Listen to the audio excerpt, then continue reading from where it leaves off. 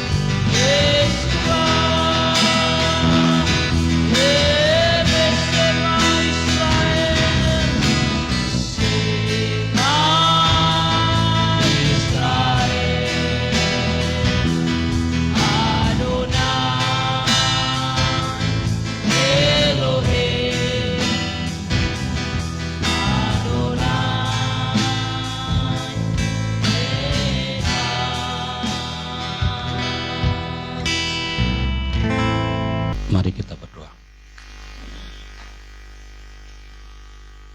Kami mengucap syukur, berterima kasih dan memuji Engkau ya Elohim Adonai Yahweh Besem Yesua Masiah atas kasih anugerah, karunia, kemurahan, kebaikan yang Kau berikan kepada kami anak-anak-Mu pada hari Sabat ini, hari kenikmatan, hari kudus Yahweh, hari yang mulia. Oleh karena kebaikan-Mu lah Bapa yang telah mengumpulkan kami dari rumah tempat tinggal kami masing-masing. Kau telah sertai perjalanan kami, Kau tibakan kami tempat dengan selamat untuk bersama-sama memuji menyembah Engkau dari Sabat ini. Hari yang Kau jadikan sebagai tanda bahwa Engkaulah Elohim kami dan kami adalah umat-Mu.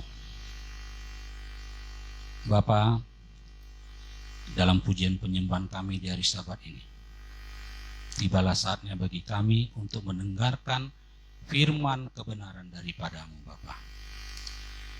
Oleh karena itu, Bapa, kami serahkan tubuh, jiwa, raga, roh hidup kami semua yang ada di sini, supaya Engkau tutup bungkus dengan darah anak domba Elohim yang sudah mengalir dari tubuh-Mu di kayu salib, melalui dari kepala-Mu yang dimahkotai duri, darah yang mengalir melalui kedua tangan-Mu yang dipaku, darah yang sudah mengalir dari tubuh-Mu yang dicambuk dengan cambuk berduri, darah yang mengalir dari lambung-Mu yang ditombak, darah yang sudah mengalir dari kedua kaki-Mu yang dipaku, darah yang kudus, suci, dan tak bercacat noda itu, Bapa, saat ini mengalir, melumuri, menutup bungkus kami semua anak-anak-Mu di sini, mulai dari kepala kami sampai ujung kaki kami, Bapa.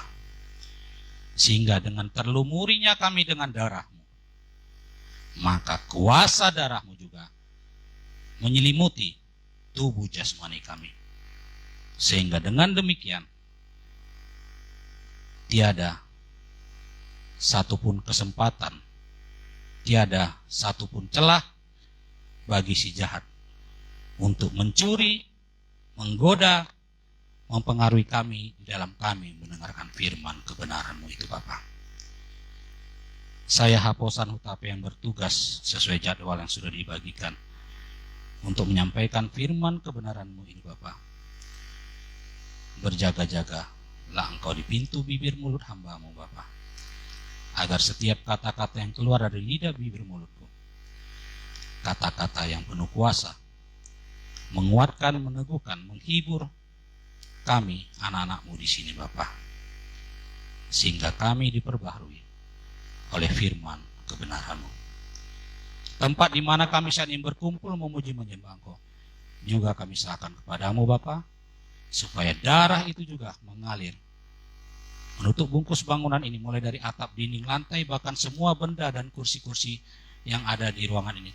Sucikan dan kuduskan dengan darah-Mu, Bapa, sehingga otoritas-Mu berkuasa atas kami saat ini. Terima kasih, Bapa. Terpuji-puji dan Engkau kekal di tempat memang tinggi, Bapa. Di dalam nama Yesus Masias, Tuhan dan Juru Selamat kami hidup, orang Nazaret, Engkaulah Elohim yang benar dan sumber hidup yang kekal. Kami berdoa, meminta, dan mengucap syukur. Haleluya. Amin.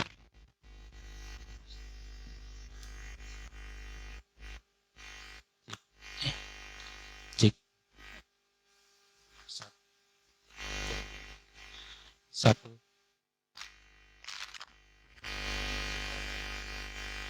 Satu ya. Oke. Shalom Bapak Ibu.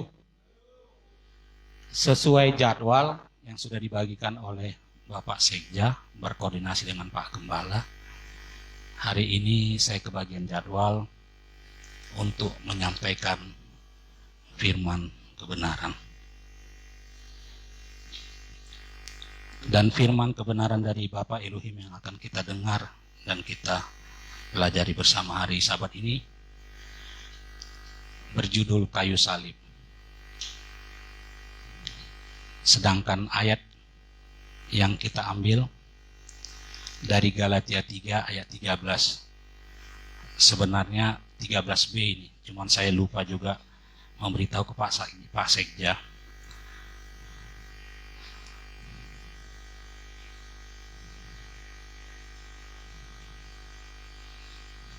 Kita bacakan Galatia 3:13.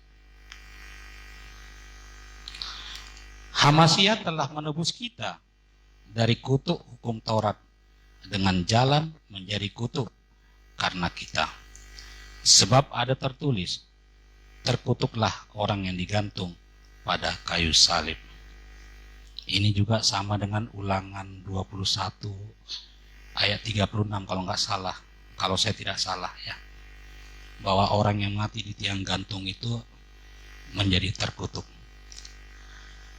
Kalau kita bicara tentang kayu salib, siapapun manusianya di seluruh dunia ini, khususnya yang beragama Nasrani, baik itu pada gereja-gereja tua, gereja suku, orang Katolik, Bethel, Advent, siapapun itu, kalau berbicara tentang kayu salib, baik orang tua maupun sampai ke anak-anak, pasti akan tahu kayu salib itu apa. Pasti jawabannya adalah tempat Tuhan digantung. Tuhan mati di kayu salib. Pasti tahu ya, kayu salib. Oke. Topik ini dari lebih kurang sebulan yang lalu, di saat saya juga kebagian jadwal setelah sebulan yang lalu, disampaikan sudah ada di hati saya tentang kayu salib. Ada apa saya pikir? Bawakan kayu salib. Oke, lanjut. Kayu salib. Kayu salib, kalau secara definisi bahasa Indonesianya, dari Kamus Besar Bahasa Indonesia, dari beras itu adalah nomina, yaitu kata benda, di mana dua batang kayu yang bersilang.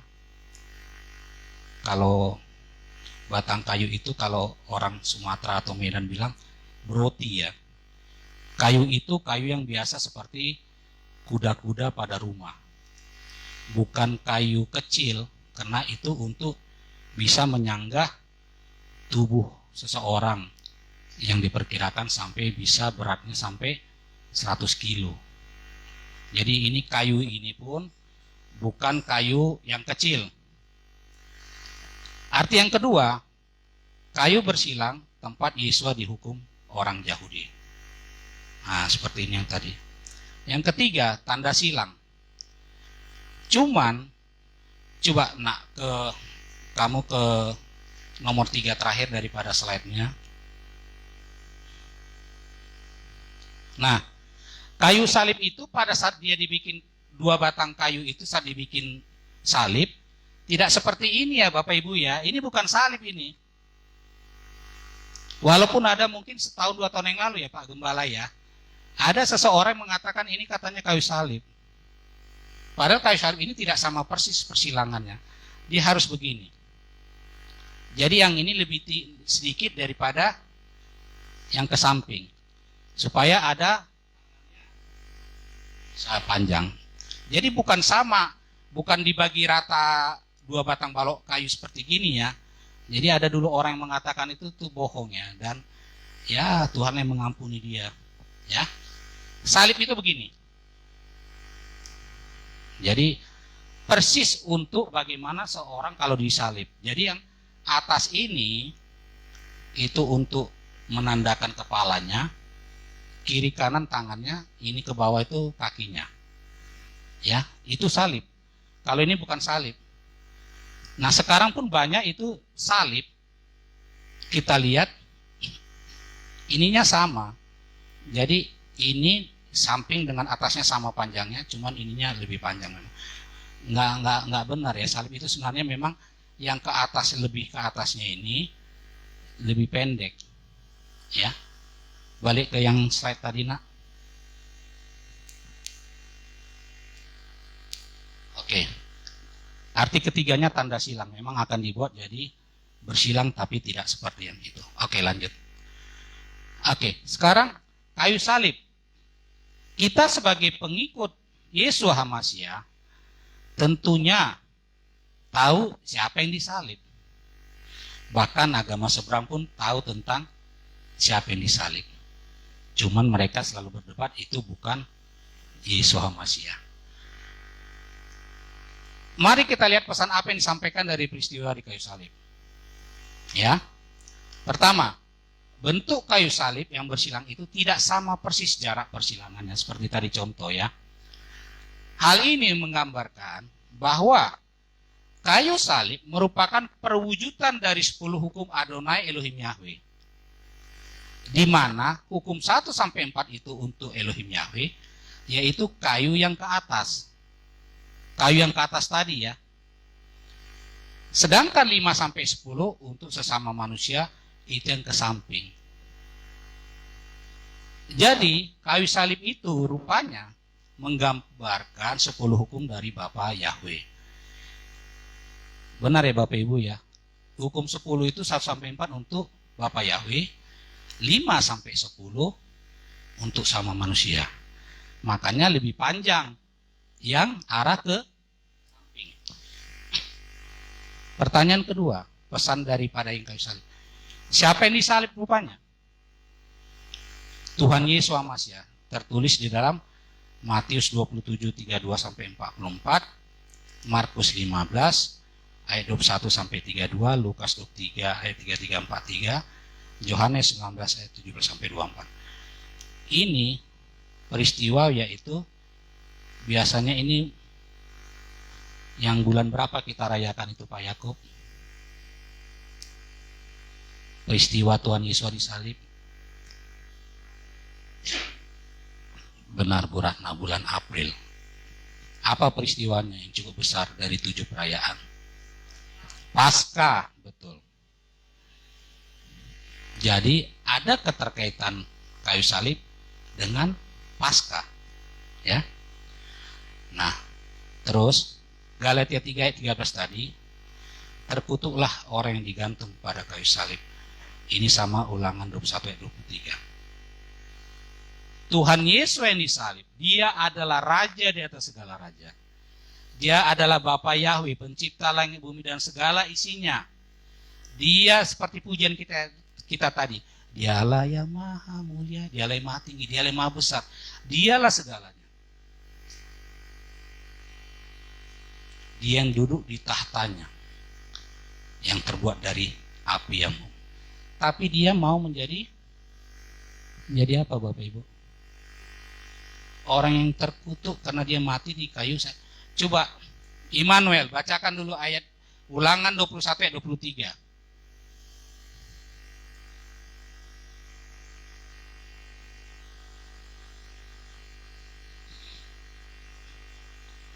Ulangan 21 ayat 23.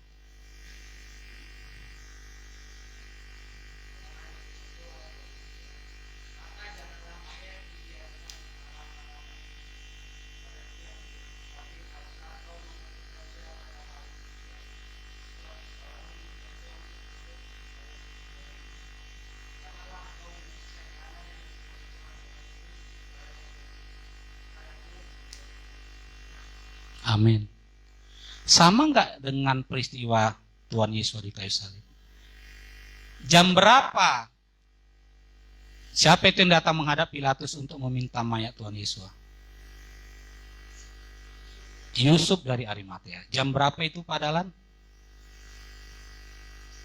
Sekitar jam 3 setelah Tuhan Yesus mati. Karena itu menjelang hari, dan sesuai ayat tadi tidak boleh mayat tergantung di kayu salib semalaman.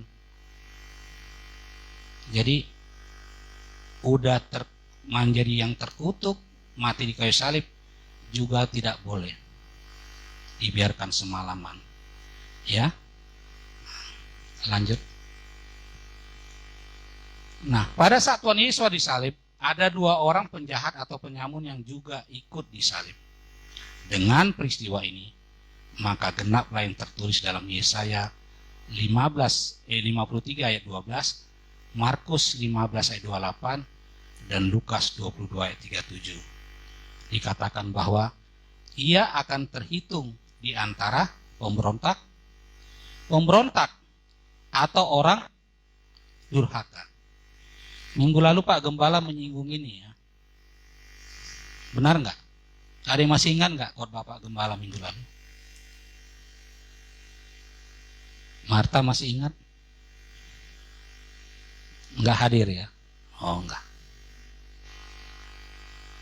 Dengan disalibnya Tuhan dan berbarengan dengan ada 2 orang seperti tadi di ayat itu, karena siapa yang disalib itu adalah biasanya orang durhaka atau pemberontak. Karena zaman dulu itu dan bahkan sekarang pun jenis penghukuman kepada orang jahat itu ada 3. Pertama di penjara, dikurung. Kedua di apa? Ini zaman dulu kali nih. Dipasung. Dipasung. Tapi yang dipasung ini bukan orang normal ya, tapi orang yang sudah dirasuki roh jahat. Harus dipasung. Dan ada kan di Alkitab tertulis orang yang lagi dipasung kan? Karena dia bisa berteriak-teriak terus, bahkan berlari sana sini. Jadi supaya, kalau zaman dulu supaya keluarganya nggak malu, dipasunglah orang yang menderita kelainan jiwa ini, atau yang sudah dirasuki roh jahat ini. Kalau kami di Medan sering dibilang orgil, orang gila. Ya Pak Gembala ya. Jadi dipasunglah supaya tidak menimbulkan kesulitan bagi keluarganya. Dan ditempatkan itu agak jauh lagi di belakang. Dibikinlah rumah-rumahnya, dipasung ada di situ. Dan dipasung itu sebenarnya Bapak Ibu tahu nggak orang posisi kalau dipasung? Duduk, kakinya yang dipasung. Ya, jadi maaf katanya segala sesuatu kegiatannya di situ. Nanti ayah ibunya atau saudaranya ngasih makan dialah pada saat sudah jam makan. Ya, itu kalau dipasung. Nah mungkin sekarang sudah nggak ada lagi, tapi nggak tahu kalau di kampung-kampungnya, di pedesaannya. Nah, dengan disalibnya Tuhan yang sudah notabene tergolong sebagai orang yang terkutuk, ternyata hukuman salib itu dikhususkan biasanya kepada para pemberontak, orang durhaka. Loh kok bisa Pak? Iya, karena pada saat itu juga ada juga 2 orang yang dihukum bersamaan dengan Tuhan Yesus. Ya, itu kita sama tahu lah. Namun di akhir menit-menit, kalau bahasa Inggris saya bilang sudden death, menit-menit terakhir, yang sebelah mana yang bagus? Gopel nih, sebelah kanan, dia bagus. Ya, jadi dari yang 2 ini 1 orang langsung mendapat hadiah istimewa dari Tuhan. Apa hadiahnya Bu Felni? Hari ini juga engkau akan bersama-sama. Itu makanya ada ayat yang kemudian menjadi terdahulu. Yang terdahulu menjadi, maaf katanya, orang yang di sebelah kanan Tuhan Yesus disalib itu, berapa puluh juta diloncatinya. Hanya karena pengakuannya, ya, Yesua, ingatlah aku jika engkau sudah menjadi raja. Hanya itu kok. Tapi hadiah yang diberikan Tuhan Yesus kepada dia luar biasa loh. Sementara pada zaman orang yang hidup pada zaman dulu pun belum banyak mengenal itu kan, kebenaran itu. Tetapi apakah itu dari dirinya sendiri dia berbicara itu Bapak Ibu? Tidak. Pasti Roh Kudus ada. Dan memang dia sudah termasuk orang pilihan benar. Walaupun selama hidupnya dia melakukan suatu kejahatan. Oke. Kita tahu bahwa pada waktu Tuhan Yesus disalib, apakah sama dengan orang yang di sebelah kanannya kondisi tubuhnya? Bu Sutia, sama enggak Bu? Kondisi keadaan Tuhan Yesus disalib dengan yang 2 orang kiri kanan. Sama. Marta, sama enggak? Apa bedanya Marta? Coba buka maskernya deh. Lagi batuk. Maria, apa bedanya nak? Kenapa kepalanya? Dimahkotai duri, betul. Hanya itu bedanya. Sama-sama dipaku enggak tangannya? Kakinya sama-sama dipaku enggak? Siapa tahu ada pendapat kaki yang 2 orang itu cuma diikat atau disanggah kakinya dengan kayu yang dipaku supaya tidak turun. Sama ya. Tapi bedanya Tuhan Yesus dengan 2 orang itu adalah kepalanya dimahkotai duri. Dan pada salibnya itu ada tulisan Indri. Coba buka yang tadi, nah, slide pertama. Nah, ini bedanya. Yang 2 ini nggak ada. Inilah yang membedakan salib Tuhan dengan dua orang yang apa rupanya tulisan ini? Siapa yang menyuruh ini? Coba buka slide yang terakhir tadi yang ada gambar. Terus ke bawah. Nah, ini dalam Matius 27 ayat 37, Markus 15 ayat 27, 26, Lukas 23 ayat 38, dan Yohanes 19 ayat 19, tulisan di atas kayu salib itu bunyinya, Yesua orang Nazaret, Raja Yahudi. Siapa yang kasih perintah ini? Padahal ingat? Pilatus, betul. Sebenarnya, kalau secara Pilatus, ini sebenarnya kata-kata ejekan enggak? Kata-kata ejekan kan? Karena pada waktu tanya jawab itu, bukankah engkau raja orang Yahudi 100? Tapi dibaliknya itu secara tidak langsung bahwa Pilatus dan orang-orang situ sudah mengakui bahwa dia memang raja. Ya, Bapak Ibu. Jadi kita melihat itu suatu masalah, suatu keadaan, selalu lihatlah dari dua sisi mata uang. Pilatus menyuruh orang sebelum itu bikin tulisan di kayu salibnya ya. Dan itu pasti tulisannya itu seperti foto ini tadi. Tidak mungkin di batang kayu ini juga ditulis. Karena paling 6x8 itu ya Pak Gembala, kalau kayu-kayu di kuda-kuda itu 6x8 ya sekarang ya, 8x8 ya. Karena kalau ditulis di kayu yang ini, yang ke atas ini, nggak akan cukup. Jadi ditulislah itu di papan tersendiri dan dipakukan ya. Nah, ini sesuai dengan ayat ini tadi, Yesua orang Nazaret, Raja orang Yahudi. Oke, lanjut nak ke yang awal.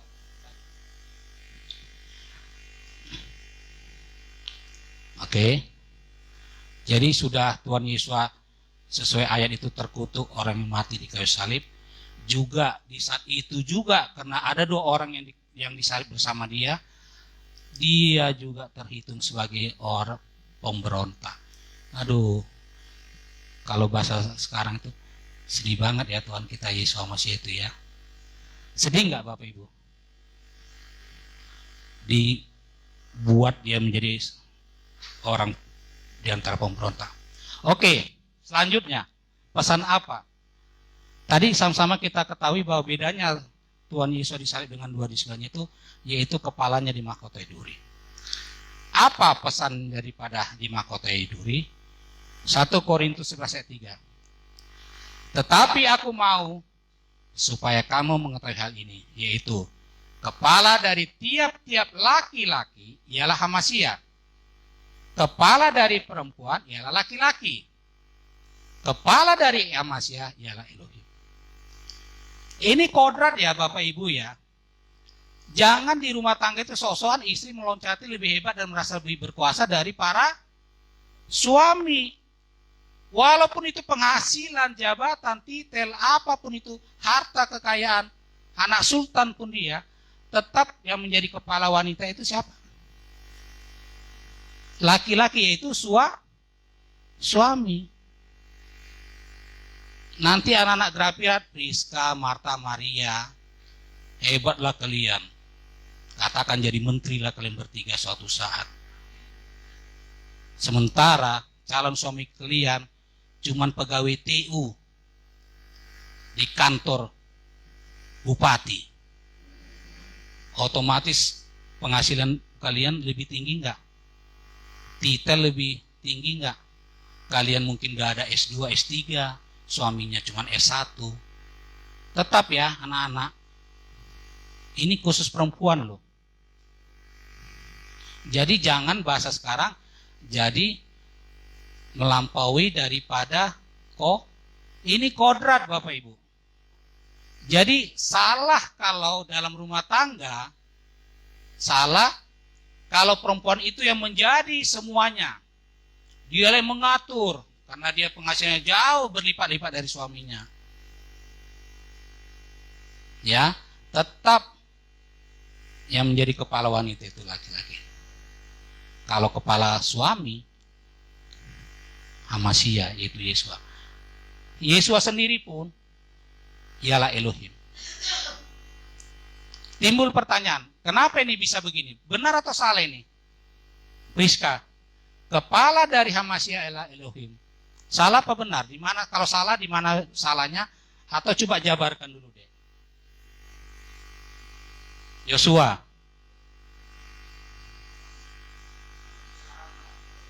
100. Yosua ini memang luar biasa, walaupun jarang ke gereja, tapi sekali datang pertanyaannya bisa dijawab ya, Dek ya. Puji Tuhan. Lihat itu senangnya Pak Johnson kau datang.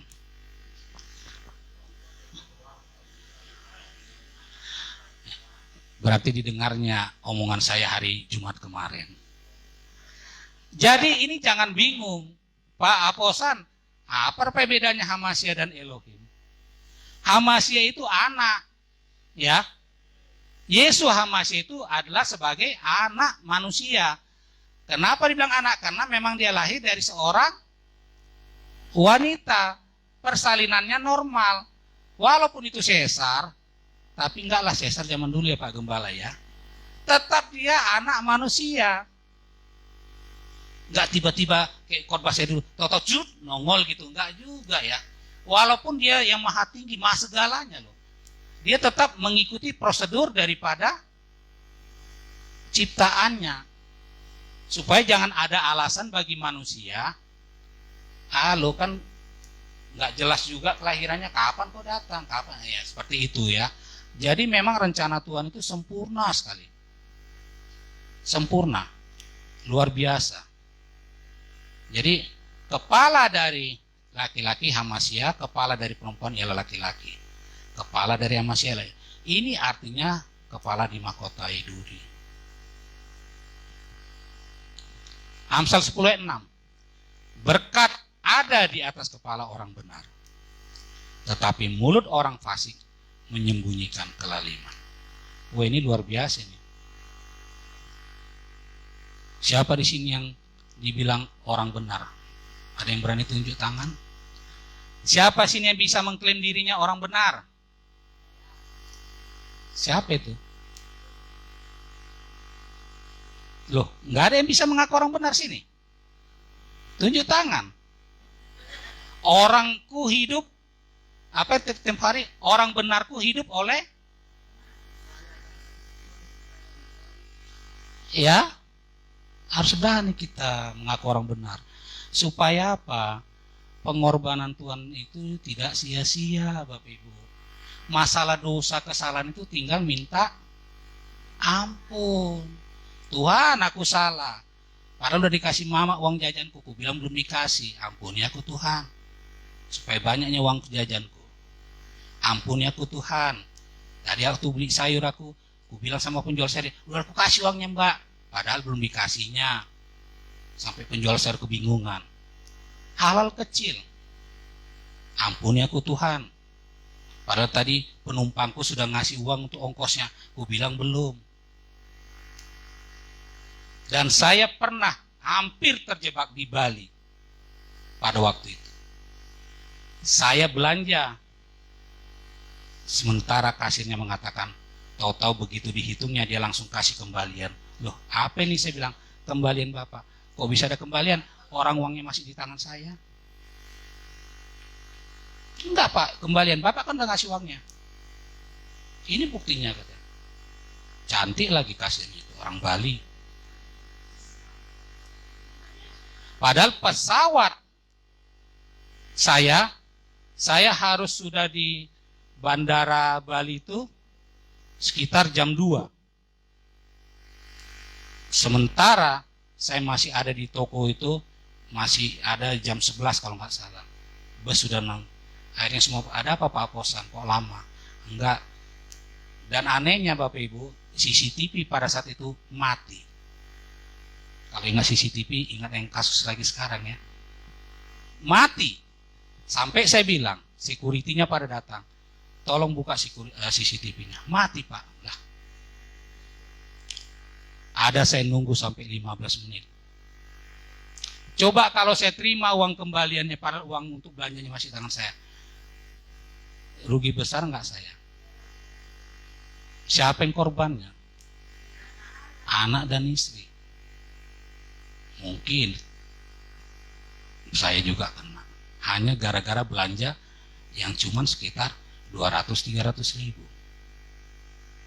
Kalau Pak Asudungan ingat, dekat Doger itu Pak, di depan itu ada rumah makan Krishna yang ada patungnya. Dan memang itu toko khusus oleh-oleh dari Bali. Kembali ke ini.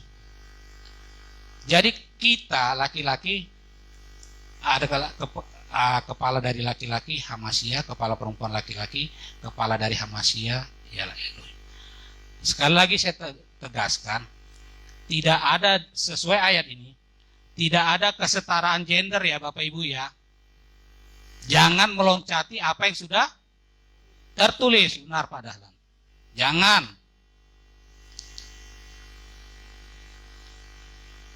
Ibu-ibu yang di sini, anak-anak, jangan. Ya. Berkat ada di atas kepala orang benar, tetapi mulut orang fasik menyembunyikan telan. Lanjut. Arti kedua, tangan dipaku, kedua tangan dipaku. Fungsi tangan selain untuk memegang, juga untuk menyembah, memuji, berdoa dan memberkati. Juga sebagai tanda. Keluaran 13 ayat 9. Hal itu bagimu harus menjadi tanda pada tanganmu dan menjadi peringatan di dahimu, supaya hukum Yahweh ada di bibirmu, sebab dengan tangan yang kuat Yahweh telah membawa engkau keluar dari Mesir. Tangan Tuhan Yesus yang dipaku itu, dan sekarang masih perdebatan tuh, sebenarnya di sini atau di sini.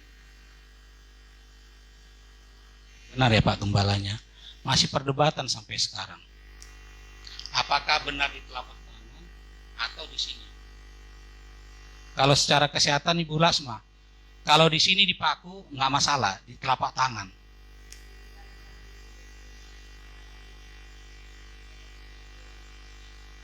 Karena vena di situ ya.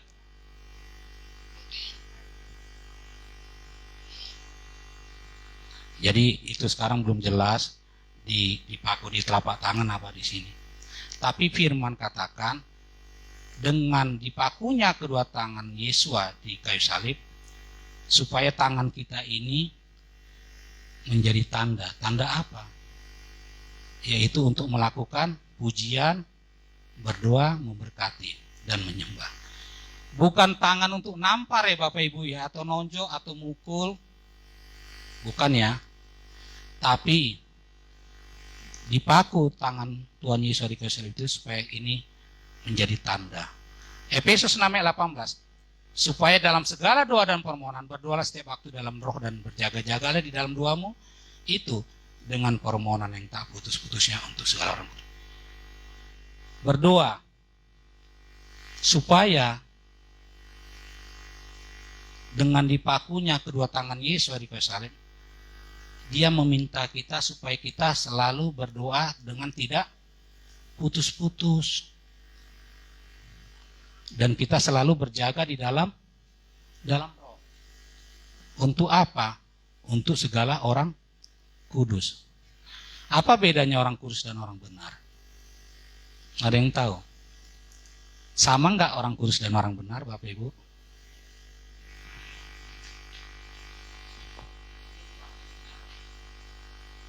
Benar Pak? Kalau benar ya orang benar gitu. Oke. Kalau orang benar belum tentu kudus. Oke. Saya ada ilustrasi. Tapi jika ini salah Tuhan ampuni aku. Garpu. Berapa jarinya garpu itu? 4 apa 3 ya? Oke, katakan yang 4. 3 lah ya. 4. Garpu makan loh nih Pak Trisno. Ya. Garpu. Pada saat diciptakan, dicetak di pabrik, utuh enggak dia? Bu Pelni? Atau ibu pernah beli garpu yang bengkok, yang baru itu? Enggak kan? Pasti utuh dan berkilat. Benar ya? Atau ada yang belanja garpu yang baru berkarat? Enggak ada. Ini artinya karena dicetak bagus begitu, kalau ke manusia kudus. Andaikan pun patah garpunya satu, masih bilang garpu enggak? Masih. Bahkan terkadang di tukang apa gitu, tukang somai, malah tinggal 2 ya Pak Yakub ya. Tinggal 2 ya, untuk tusuk gini. Atau tukang pancong, bakso. Nah, Ibu Melasma sudah mulai makan bakso nih kayaknya. Dia tetap dibilang tetapi secara awal penciptaan dia kudus nggak? Benar dan kudus. Artinya secara peta semula pada saat diciptakan pabrik, benar nggak? Hanya namanya garpu, tapi bentuk dan keadaannya sudah berbeda.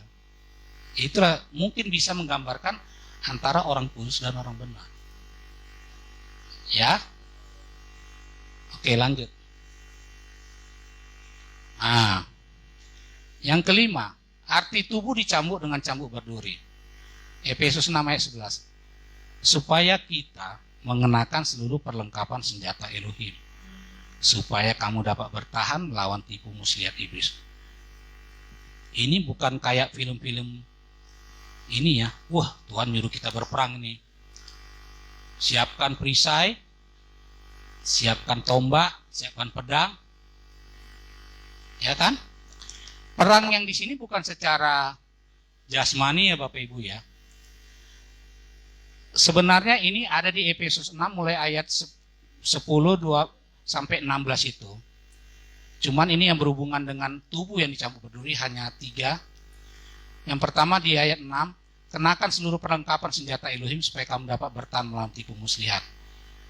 Apa aja senjata Elohim? Pak Dalan. Apakah kita kayak film Star Wars yang pedangnya bernyala gitu? Wow, kayak apa namanya? Dibabat ini putus. Apakah begitu? Tidak. Ibu Yohana bisa bantu yang perlengkapan senjata Elohim?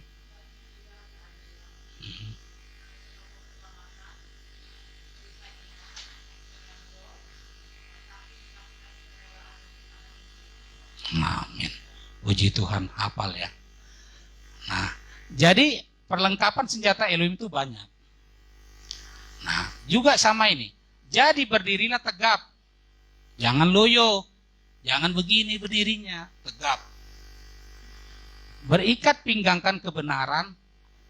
Bukan ikat pinggang tali rapia ya, Yos ya. Nah, yang penting celana ketat om.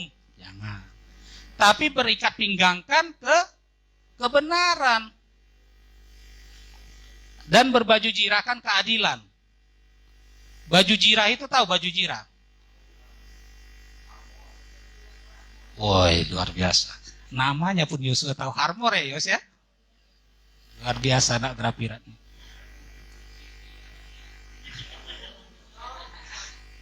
Berbaju jirahkan keadilan.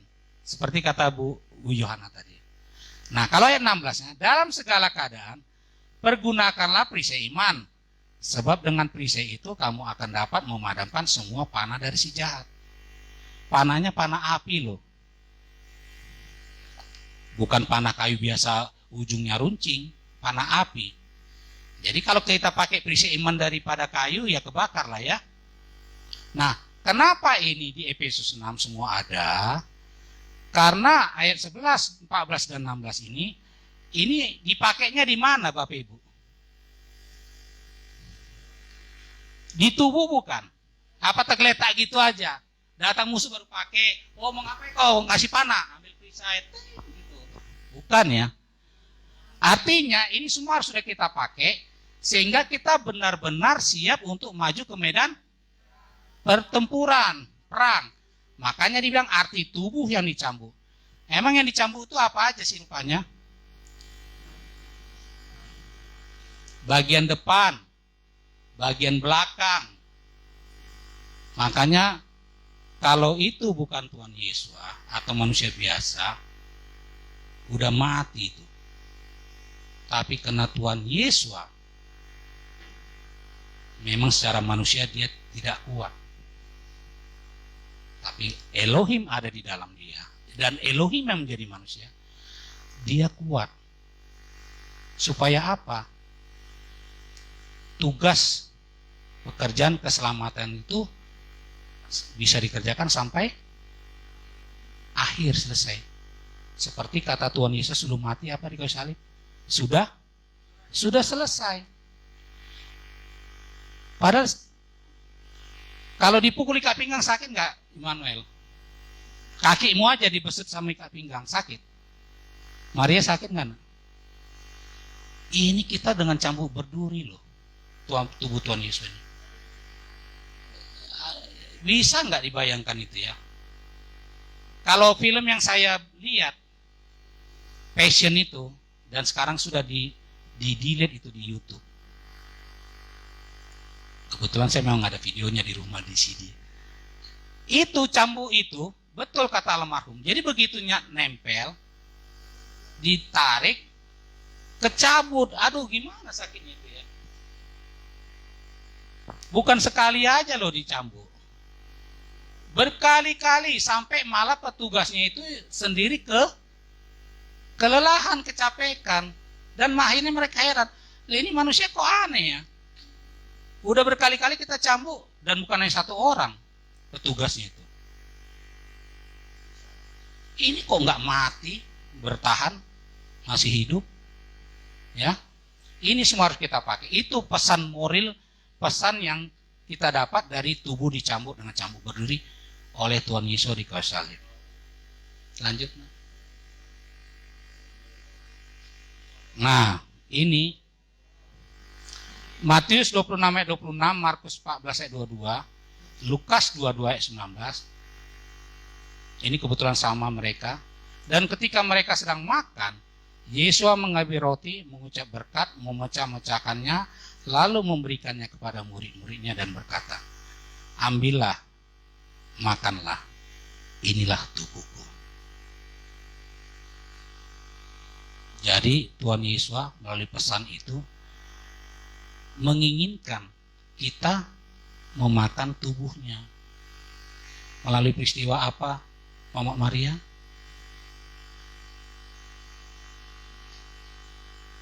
Yang bulan April, Paskah, Pesak. Dan juga di 1 Korintus 11 ayat 24. Dan sesudah itu ia mengucap syukur atasnya. Ia memecah-mecahkannya dan berkata, inilah tubuhku yang diserahkan bagi kamu. Perbuatlah ini menjadi peringatan akan usahaku. Sama ya. Yang ini sama ini sama. Kita harus makan. 1 Korintus 12:37. Jadi barang siapa dengan cara tidak layak makan roti atau makan atau minum cawan Tuhan, ia berdosa terhadap tubuh dan darah Tuhan. Cara tidak layak ini apa? Ada yang masih ingat? Tadi gimana kok rasanya roti itu? Keras. Nggak ada pun rasanya. Nggak enak. Siapa yang masak ini ya? Ngomel-ngomel lah sambil perjamuan. Kok keras sekali ya?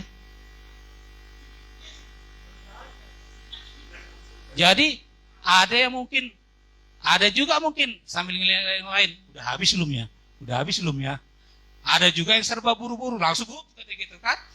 Ya Pak Johnson. Buru-buru begitu terima, telannya. Nggak dikunyah lagi. Ada.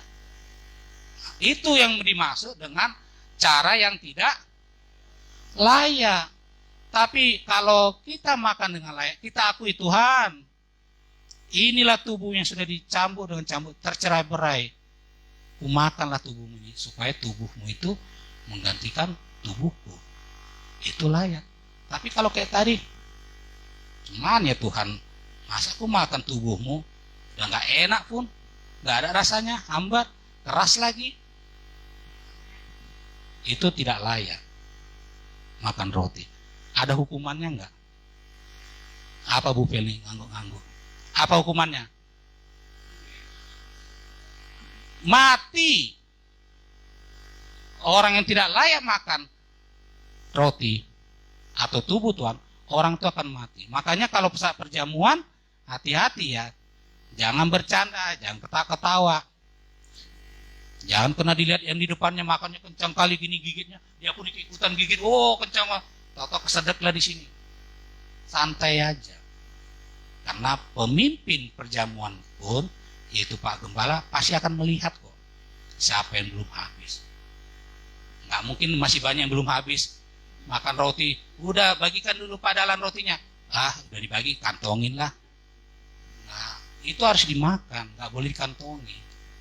Ya. Lanjut. Ini arti kedua kaki dipaku.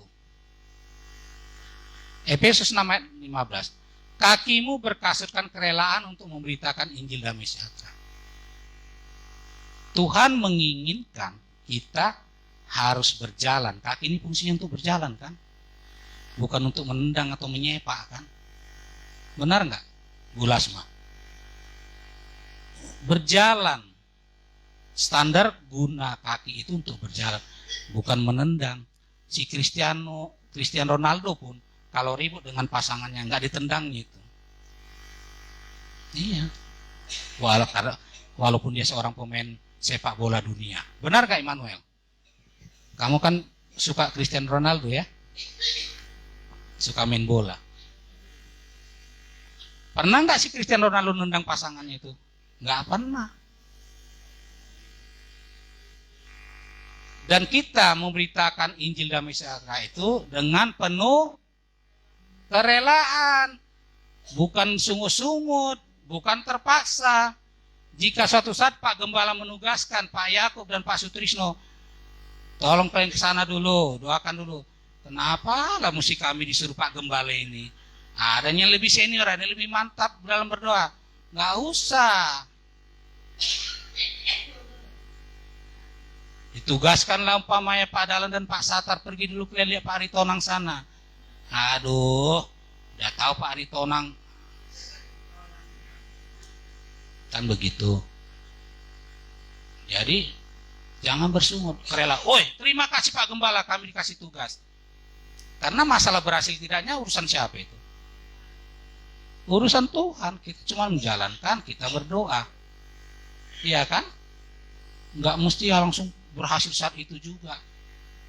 Karena walaupun judulnya pertolongan Tuhan tidak pernah terlambat, tapi pernah nggak Tuhan terlambat? Siapa bilang tidak? Tunjuk tangan. 3 orang tidak mengatakan tidak. Immanuel 4. Siapa yang bilang pernah? Saya bilang pernah. Ada yang berani bersama saya? Pernahnya pada waktu dia mau ke rumah siapa? Lazarus, betul Pak Dalan. Tuhan, kenapa kau lama kali datang? Lihatlah, dia sudah bukan hanya mati, sudah dikubur pun 4 hari Tuhan. Ayo kita ke kuburan. Cumananya Tuhan, ini bahasa Indonesia yang gampang. Udah tahu mati 4 hari, sudah ke sana. Lagi boboknya itu, ayo ke sana, buka itunya, dipanggilnya, bahasa asalnya tali takum ya, tali takum. Lazarus keluar, ya. Makanya ada pujian, saya pernah kasih di Grafirat waktu itu, the late for days.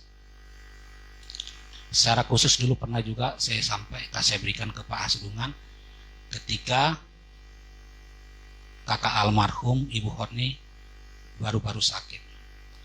Lagu itu bagus, nanti saya bisa kirim ulang. Itu menguatkan kita Jangan langsung kita vonis itu Tuhan itu ingkar janji. Terlambat 4 hari.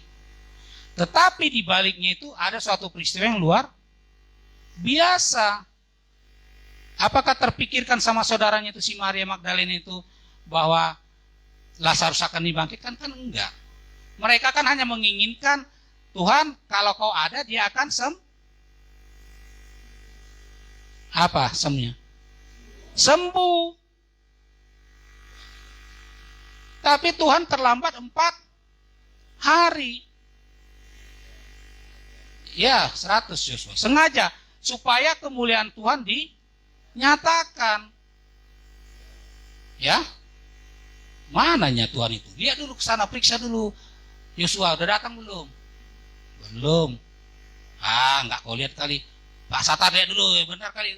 Benar enggak sih Yosua itu ngelihat? Lihat dulu Pak Satar. Iya memang belum lah. Sampai 4 hari.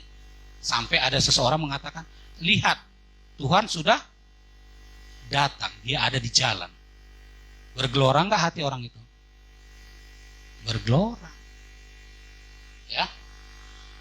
Jadi kita harus memberitakan Injil itu dengan kerelaan ya, bukan keadaan terpaksa bersungut-sungut. 1 Samuel 2:9, langkah kaki orang-orang yang dikasihinya dilindunginya. Tetapi orang-orang fasik akan mati binasa dalam kegelapan.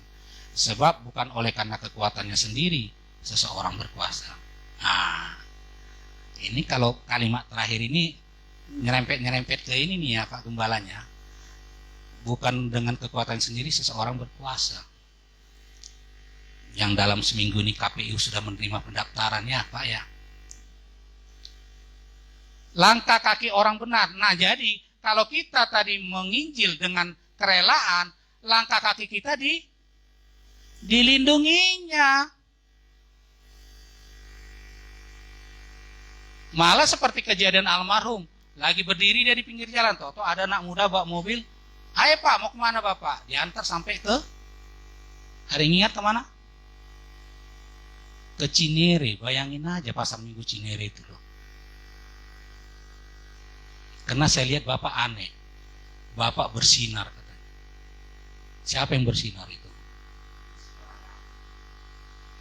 Berarti ada yang di samping almarhum Pak Sontang berdiri.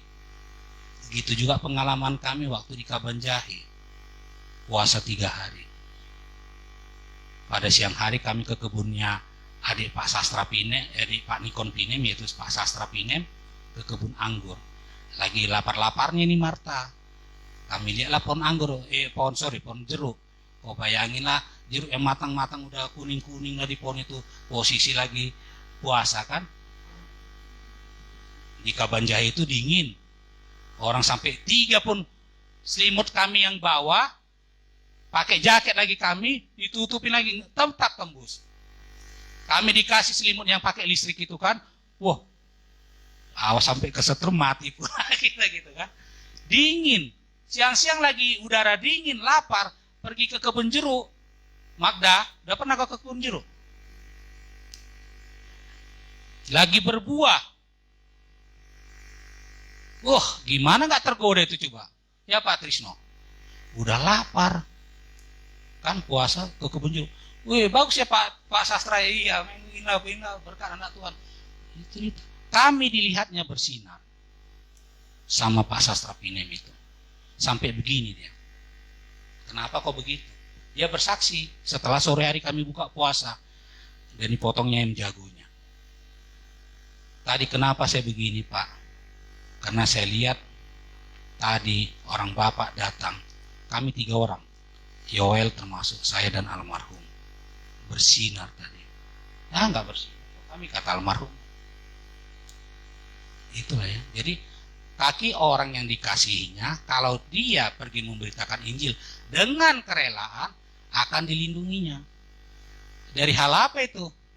Kecelakaan, kemacetan, transportasinya diperlancar. Ya kan? Karena itulah hal yang diterima bagi orang-orang yang dikasihinya. Tapi kalau sebaliknya, Kalau orang fasik akan mati binasa dalam kegelapan. Sebab bukan oleh karena kekuatannya sendiri seseorang berkuasa. Berarti supaya kita menjadi orang berkuasa, butuh apa ini, Pak Yakob?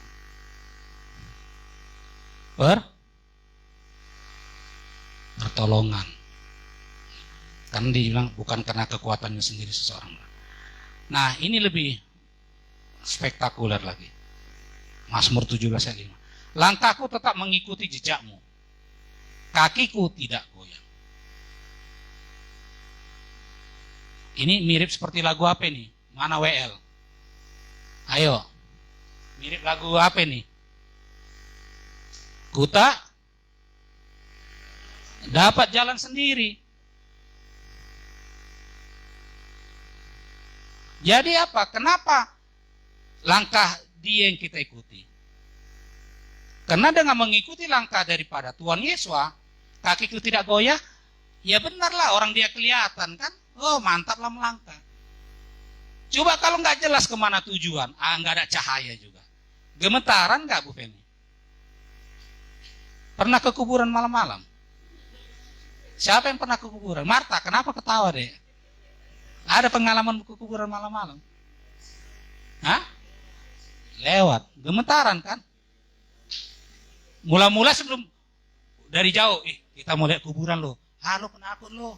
Emang kok gak takut? Enggak lah, lagian kan kita rame. Oh, makin 5 meter. Benar nih.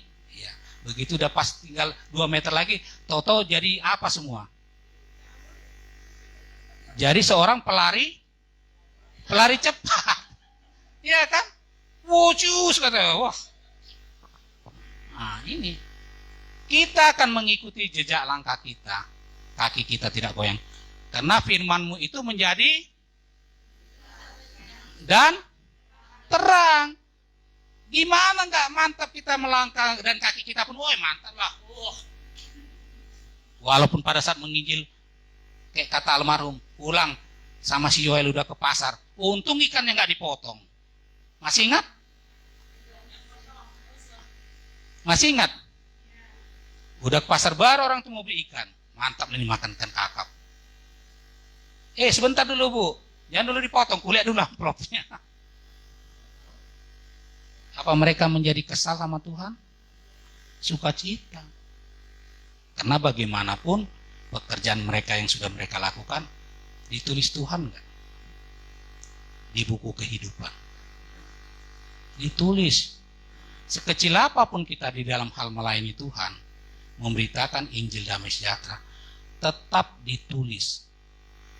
Aposan Utapea pada tanggal sekian, kau udah pergi ke sana melayani sanu. Bapak Asudungan Sinaga pergi ke sana. Pak Yakob, semua kita, Haposan Sinaga, tetap berdoa walaupun dalam keadaan sakit. Tetap, ya. Seperti Pak Gembala bilang, 2 minggu yang lalu berkhotbah dia di tengah orang-orang yang belum memanggil nama Bapak Yahweh. Luar biasa enggak itu? Ya. Berarti Tuhan memakai Pak Gembala untuk menceritakan, memberitakan nama. Enggak apa-apa walaupun cuma nama. Karena masalah khotbah seperti pengakuan Pak Gembala, mereka lebih senior ya Pak ya. Tapi dengan Pak Gembala ada di situ nama yang sesungguhnya itu Bapak Yahweh dan Yesus Masiah sudah berkumandang. Itu pesannya. Ya, lanjut. Nah, arti lambung yang ditombak. Lambung ini apa rupanya ini kalau secara jasmani Ibu Lasma sebagai orang kesehatan? Lambung itu apa? Tempat makanan yang sudah masuk ya. Dan akan mau diolah, diproses. Bukan berarti ada mesin ya Magdalena di sini, mesin giling kayak blender atau juicer gitu. Bukan ya. Mesin kita itu tahu nggak siapa sebenarnya? Kalau secara jasmani. Kalau Ibu Lasma tahu, walaupun secara jasmani bisa. Lambung itu kalau dibelah itu dibalik, tahu nggak jadi apa? Apa itu lambung?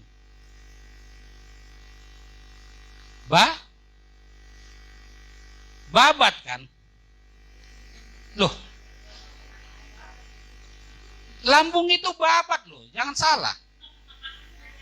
Jadi yang mengolah makanan masuk itu lambung yang kayak anduk itu. Ada yang kayak anduk, ada yang kayak kain, ya kan? Ada yang modelnya kayak sarang tawon. Benar nggak? Ya Bu Sutia, pernah beli babat? Itu lambungnya. Tapi jangan bilang, Bang mau beli lambung. Mak Bu mau beli apa? Beli lambung. Emang abang nggak tahu ilmu kesehatan, anatomi tubuh? Yang mana ini? Babat ini Bu. Iya, tapi kalau secara ini lambung ini. Jangan, itu babat. Babat itu lambung loh. Cuman posisi yang kayak handuk atau yang kayak sarang tawon, yang kain terurai begini, itu di bagian dalamnya Bu Felni. Bukan itu yang bagian luarnya. Wah, itu berantakan sangat lah kalau itu. Mesin pengolah kita itu babat. Itu lambung. Benar Bu Ratna. Ibu Ratna ini kan biologi. Benar ya Bu ya?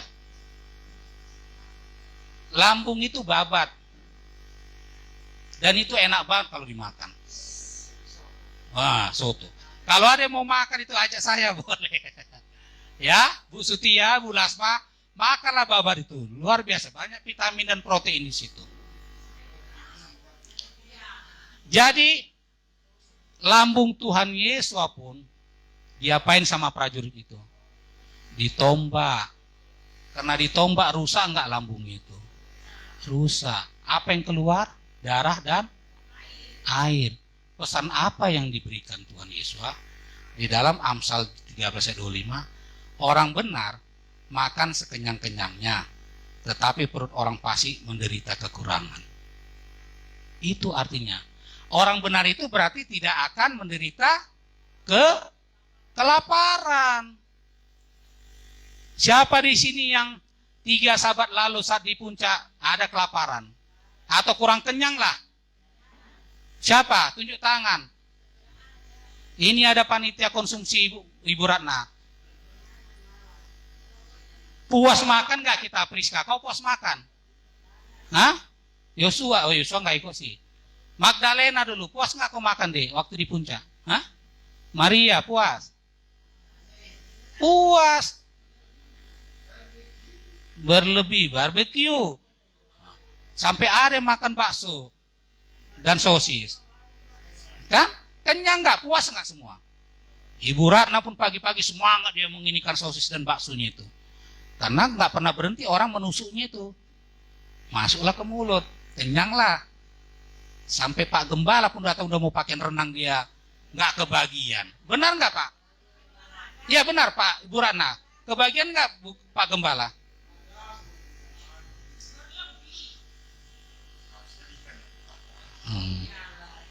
Nantilah Pak yang kedua nanti ya. Ini kan baru permulaan ya, benar nggak Bapak Ibu? Jadi segala kekurangannya harap dimaklumi. Iya. Ini artinya pesan daripada lambung Tuhan Yesus ditombak, kita orang benar makan sekenyang-kenyangnya. Bukan berarti sampai muntah ya. Tidak, kenyang, puas lah. Kalau bahasa Batanya apa Pak? Butong ya? Labas. Butong kenyang. Kalau labas? Bukan. Pak Aposan Sinaga aja, walaupun dia sudah bawa konsumsinya pribadi, karena dilihatnya kita juga penuh semangat, mengambil sotonya, menyendok nasi uduknya, lupa, begadang dia sampai jam 12. Ya Linda ya, Bang Uco. Kita akan makan loh, jadi jangan takut kita kekurangan makan ya. Apalagi jaminan diberikan. Mazmur 34 ayat 11. Singa-singa muda merana kelaparan, tetapi orang-orang yang mencari Yahweh tidak kekurangan sesuatu yang baik. Jadi dalam ayat ini ada berlaku hukum take and Give, bahasa di sana, di Eropa sana. Harus ada take and give, memberi dan menerima. Jangan menginginkan menerima terus memberinya, nggak pernah. Itu yang salah. Tuhan ini nggak adil. Aku sudah berdoa supaya gini, tapi nggak dibalas.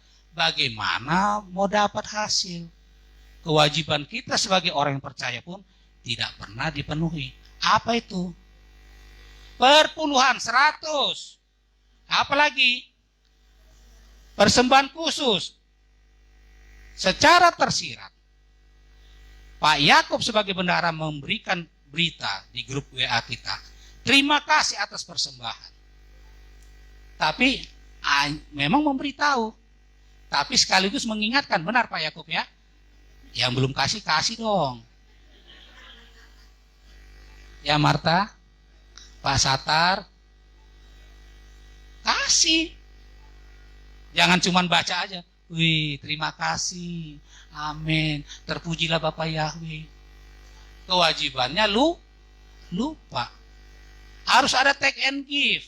Ya Bapak Ibu. Ini jaminan Tuhan loh. Singa-singa muda. Singa muda mana boleh kelaparan. Benar nggak Yosua? Wah, langsung ada dilihat rusa atau babi hutan, dikejarnya. Nggak tanggung-tanggung orang itu. Kalau nggak bisa dia sendiri, berdua, bertiga, ya kan? Rame. Binatang yang dikejar singa pun, wah, gua dikeroyok nih katanya kan, lari kencang deh, wah. Sementara para singa pun, ayo bro, kencang larinya katanya kan, seperti itu. Tapi Tuhan sudah menjamin, singa-singa muda lebih baik dia merana kelaparan daripada orang-orang yang mencari Yahweh. Dijaminnya kok, orang yang mencari Yahweh tidak kekurangan sesuatu pun yang baik. Apa itu sesuatu yang baik? Bu Ratna. Tapi jangan pakai istilah sekarang ya. Pas mau mobil ada uang. Pas pengen rumah ada uang. Bukan pakai istilah itu. Apapun itu tersedia. Kepengen seperti kami berapa bulan yang lalu yang sudah saya saksikan. Kami berdua ngobrol sama Mama Maria. Pak, pengen makan pisang kepok. Ya mau di mana kau beli udah sore. Kan begitu. Udah besok gini. Toto adik sepupu saya, anak udah, telepon, "Bang, kirim dulu alamat rumah kalian. Mau ngapain kau?" "Ini baru nebang pisang kepok aku," katanya. Nah, kayak gitu. Karena saya lagi di jalan, sama kakak mulai tanya, minta alamatnya. Dikirim. Pas pulang saya udah ada pisang kepoknya di rumah. Itu contohnya ya. Jadi untuk hal sesuatu yang kecil aja pun Tuhan perhatikan, ya. Itu makanya masih ingat nggak? Kalau ini di era-era dulu itu dan di Mazmur atau Amsal, Salomo dan segala kemegahannya, apa ingat Pak Dalan? Tidak pernah berpakaian seperti bunga yang di padang indahnya. Padahal Salomo itu raja yang sangat luar biasa itu Salomo. Lihatlah burung-burung yang di udara. Siapa yang pelihara itu? Bapak. Seperti itu ya. Jadi tidak kekurangan sesuatu yang baik. Tapi bagi orang yang mencari Yahweh, jangan pula ada firman, diklaim firmannya, tapi nggak pernah melakukan kewajibannya. Priska ya deh ya. Harus, makanya tadi bilang harus ada take and give. Kewajiban kita berikan, laksanakan, jaminan pun kita terima. Lanjut. Nah. Lalu dari semua peristiwa itu yang dialami Tuhan Yesus di kayu salib, melalui kepalanya dimahkotai duri, melalui tubuhnya dicampur dengan cambuk berduri, dari kedua tangannya dipaku, dari lambungnya yang ditombak, kakinya dipaku. Kalau secara anatomi sakit nggak semua itu? Sakit. Bahasanya Kalau sekarang kayak yang lagi rame sekarang lah, penyiksaan. Tersiksa nggak secara jasmani tubuh Tuhan Yesus itu? Bu Johana, tersiksa ya Bu ya? Sementara Tuhan Yesus belum mati. Wow, luar biasa lu sakitnya itu Bapak Ibu. Udah punggungnya ditombak, tubuhnya dicambuk dengan cambuk berduri. Terluka dia, sementara dia juga pasti bersender itu kan. Kan pasti bersender dia ke kayu yang di belakangnya itu. Nah, yang naik ke atas itu tangannya dipaku. Sementara dia sudah lemas, pasti kan ditarik sama tentara itu, sini tanganmu gitu kan. Biar bisa sama dengan jaraknya, sejajar dengan kayu.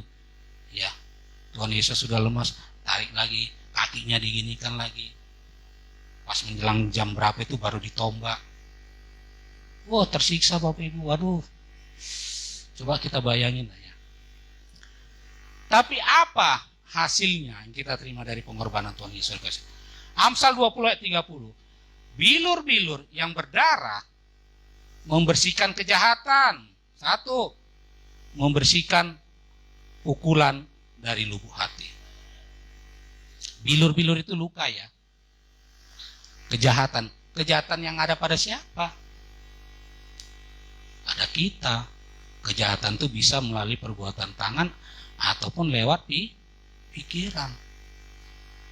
Dibersihkan. Aduh. Yesaya 53 sampai 12 menceritakan nubuat apa yang akan dialami oleh ini. Kita ambil ayat 5-nya, oleh bilur-bilurnya kita menjadi sembuh. Maksudnya di sini ayat 1 sampai 12 ini menceritakan nubuat apa yang akan dialami oleh Tuhan Yesus di kayu salib ini, ayat 1 sampai 12. Kita ambil intinya aja ayat 5, yaitu oleh bilur-bilurnya kita menjadi sembuh. Sama dengan Amsal tadi.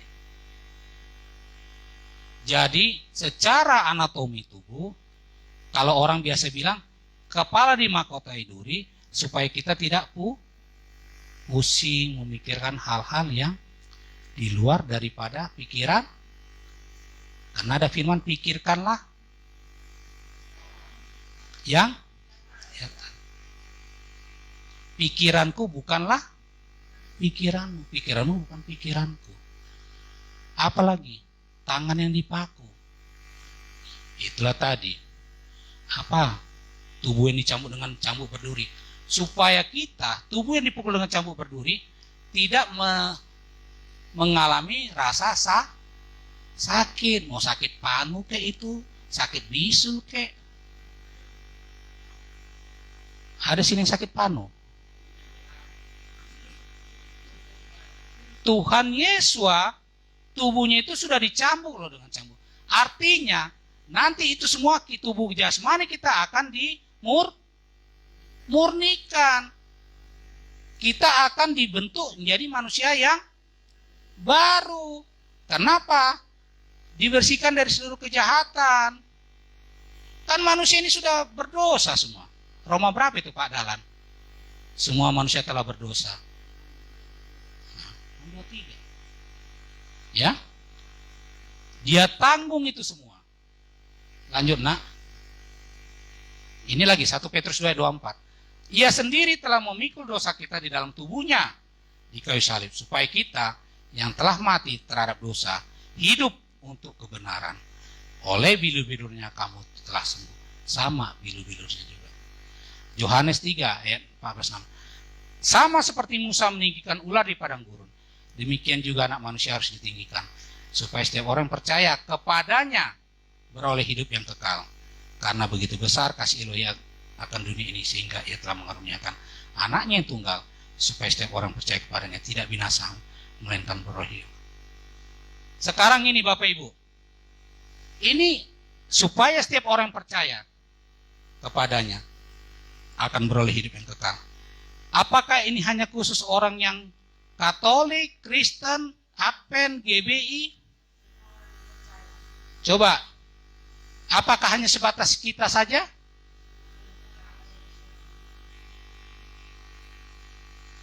Apakah ada yang di seberang sana? Yang di hijau, yang kuning-kuning sana?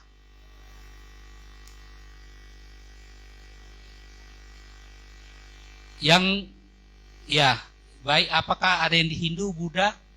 Ada. Bahkan yang penganut ateis. Ini jangan bangga ya Bapak Ibu ya. Selalu andalan ini, Yohanes 3:16 ini. Supaya setiap orang yang percaya. Bukan untuk kita saja loh. Semua orang di dunia ini. Karena dibilang apa di sini? Karena begitu besar kasih Elohim akan dunia ini. Bukan akan orang grafirat. Bukan hanya orang mesianik doang. Betel doang, HKBP doang, Katolik doang. Bukan. Ini yang penting dia yang percaya kepadanya. Di ayat mana itu Pak Dalan? Masih banyak domba-dombaku di luar sana yang akan kumasukkan ke Pak Yakub. Di mana itu? Ke kandang.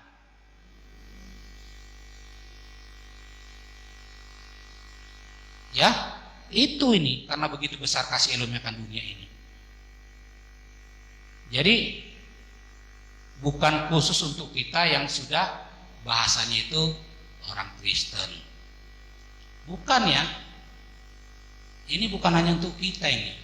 Lanjut. Penutup. Apa yang dikehendaki Tuhan Yesus Masih terhadap kita dari peristiwa di kayu salib?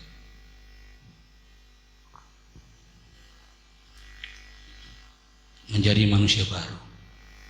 Efesus 4:20-23. Coba Pak Satar bisa bantu saya Pak Satar. Buka Efesus 4 ayat 20 sampai 32. Ada berapa poin ini? Ini ada poinnya. Coba Pak. Ayat buka dulu ayat 22. Apa tertulis di situ?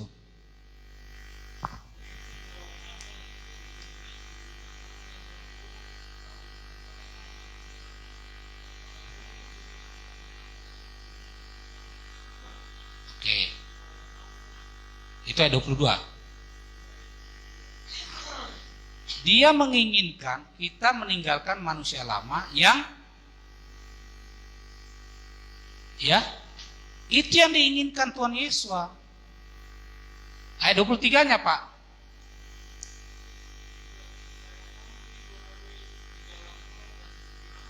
Oke, ayat 23-nya. Kita akan dibaharui dalam roh dan pikiran. 24 Pak Satar.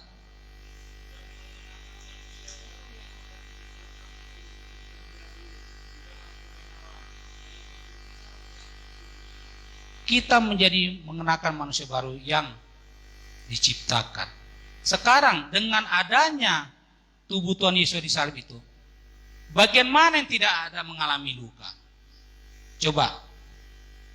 Kepala luka, tubuh luka, tangan luka, kaki luka, lambungnya pun luka.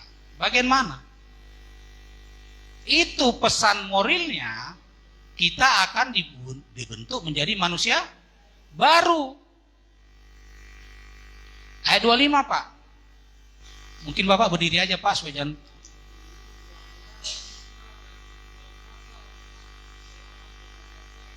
Amin.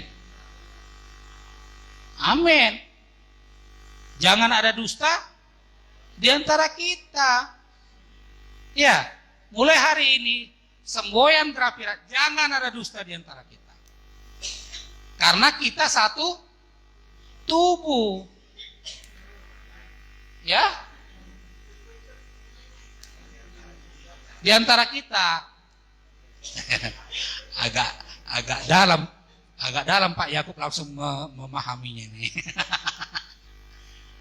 Sekarang kalau Bu Ratna ada yang mengganggu, tergerak nggak hati kita untuk menolong? Tergerak. Pak Dahlan tadi aja katanya bocor bannya kita, aduh gimana ini ya? Datang nggak? Hanya ban bocor loh kita dengar. Kita pun merasa ada rasa peduli. Apalagi kalau Pak Gembala bilang, datang dulu ke sini, ada pembagian. Wah, nggak usah sampai 2 kali diumumkan, langsung cepat datang karena ada pembagian. Ya Pak Gembala, kalau ada pembagian jangan sampai 2 kali Pak Sutrisno dibilang, langsung cepat itu meluncur. Ya Bu Feni. Ayat 20 berikut. Nah, jadi buang dusta ya. Apalagi nih? Ayat 26 Pak Satar. Masih banyak nih Pak.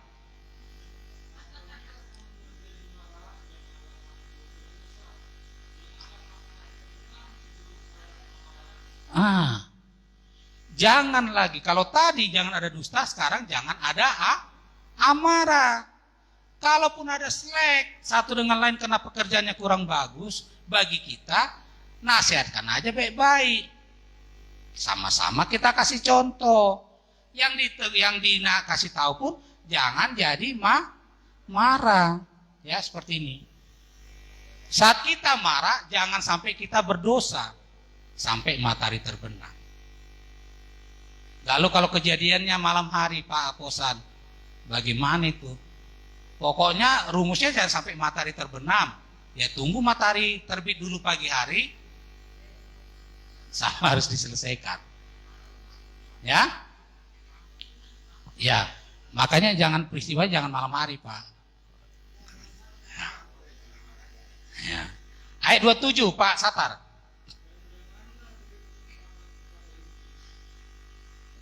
Jangan, nggak pun ada kesempatan dia udah ini kan, apalagi kalau dikasih kesempatan.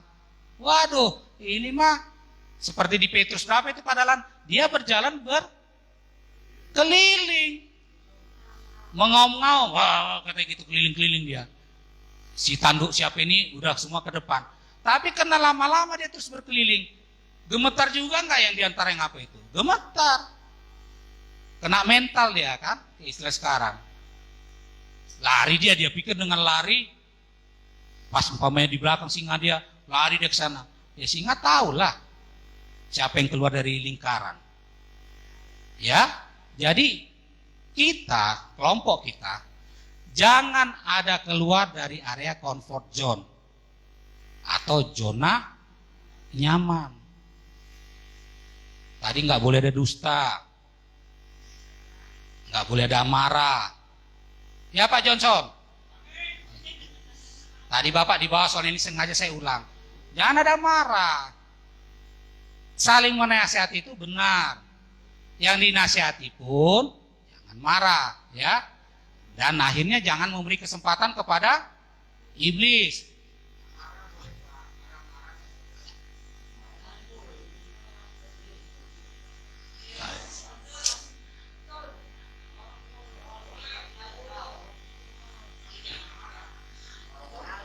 Marah boleh, tapi jangan sampai berdosa.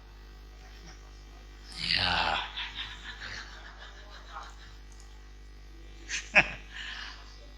Ayat 28 Pak Satar.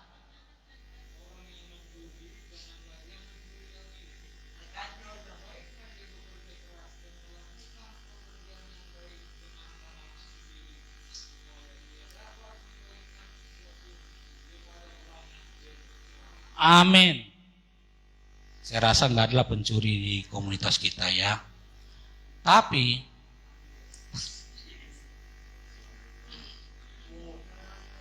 jangan pula udah diambil baru ngomong.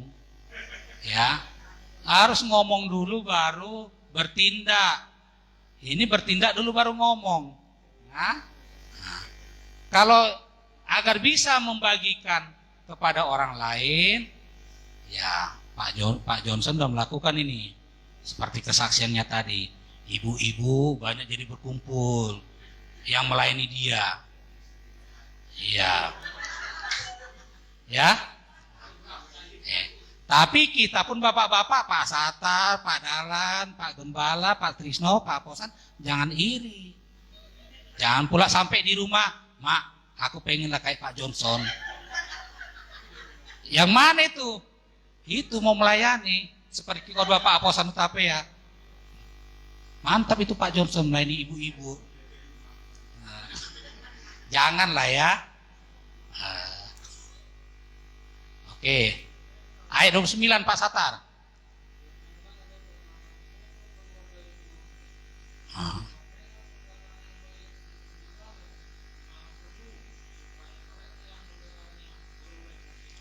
Amin. Jangan berkata kotor lah. Tapi kata-kata yang membangun, menghibur, dan menguatkan. Jangan jangan banyak kali kau minum kopi itu Pak. Nanti pusing palamu, ingat lambungmu.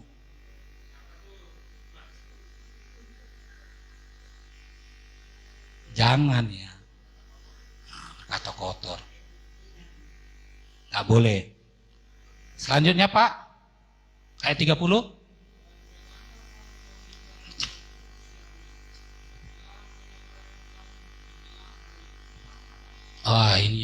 Ini yang harus kita ingat benar ini.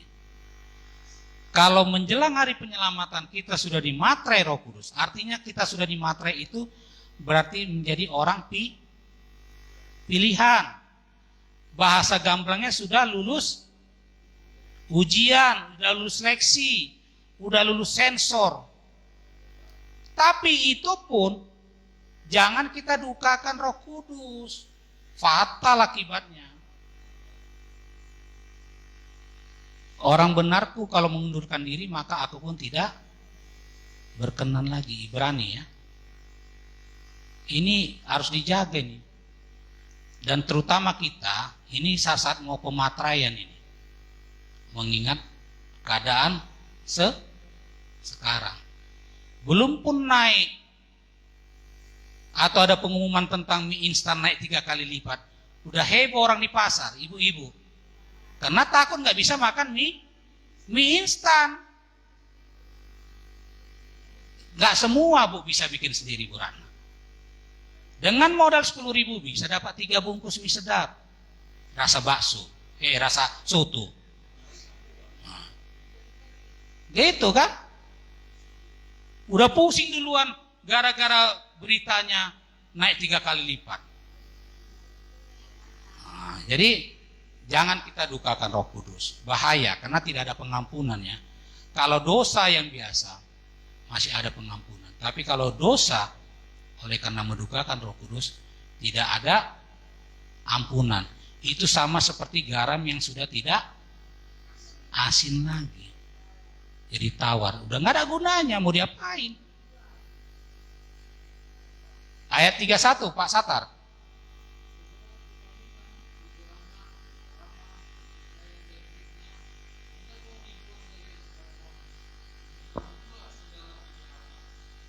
Fitnah.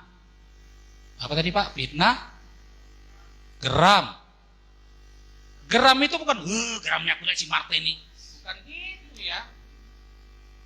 Geramnya aku lihat si Maria ini. Bukan itu. Kalau geram itu gimana ya Bapak sana? Udah nggak ngertinya, nggak bisanya dia melihat yang bagus atau tidak lagi sekarang. Seperti itu. Datang Pak Trisno, geramnya aku lihat si Repa ini anakku ini katanya. Bukan begitu geram. Kita buang semua kejahatan. Terakhir, Pak Satar, ayat 32.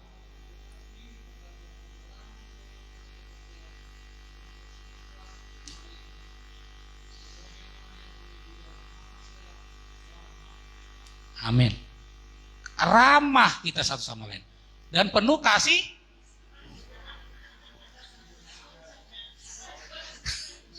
Pak Johnson itu udah lakukan. Ramah dan penuh kasih mesra. Makanya ke rumah siapapun dia dilayani sama ibu-ibu. Anak-anaknya pun dekat. Bapak. Nah, Pak Guru. Bapak Guru ya. Tapi agak lama nyambungnya. Bapak. Hah?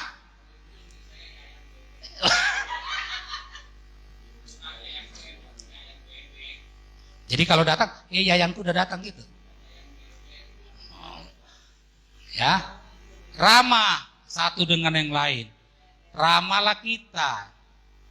Kenapa? Kalau kita ini udah bukan ramah lagi, udah terlanjur ramah kan kita sama. Ya gimana nggak ramah kita?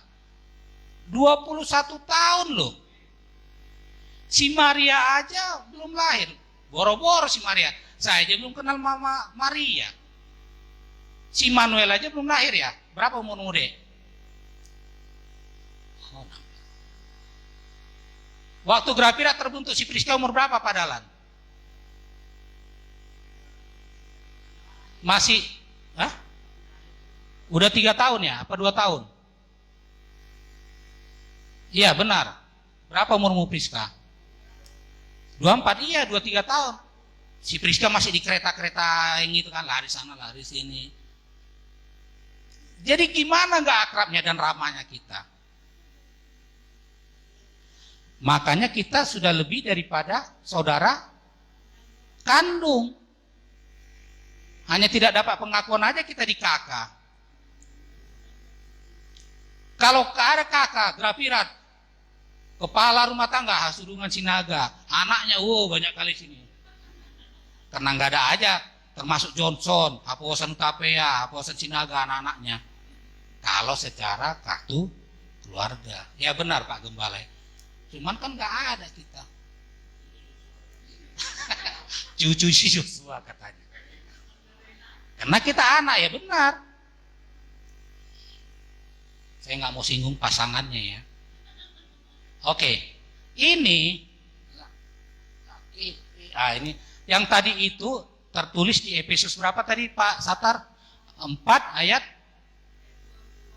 sampai 32. Jadi kalau dari ayat 1, perikopnya itu judulnya manusia baru. Itulah yang diinginkan Tuhan Yesus atau pesannya di kayu salib. Lanjut.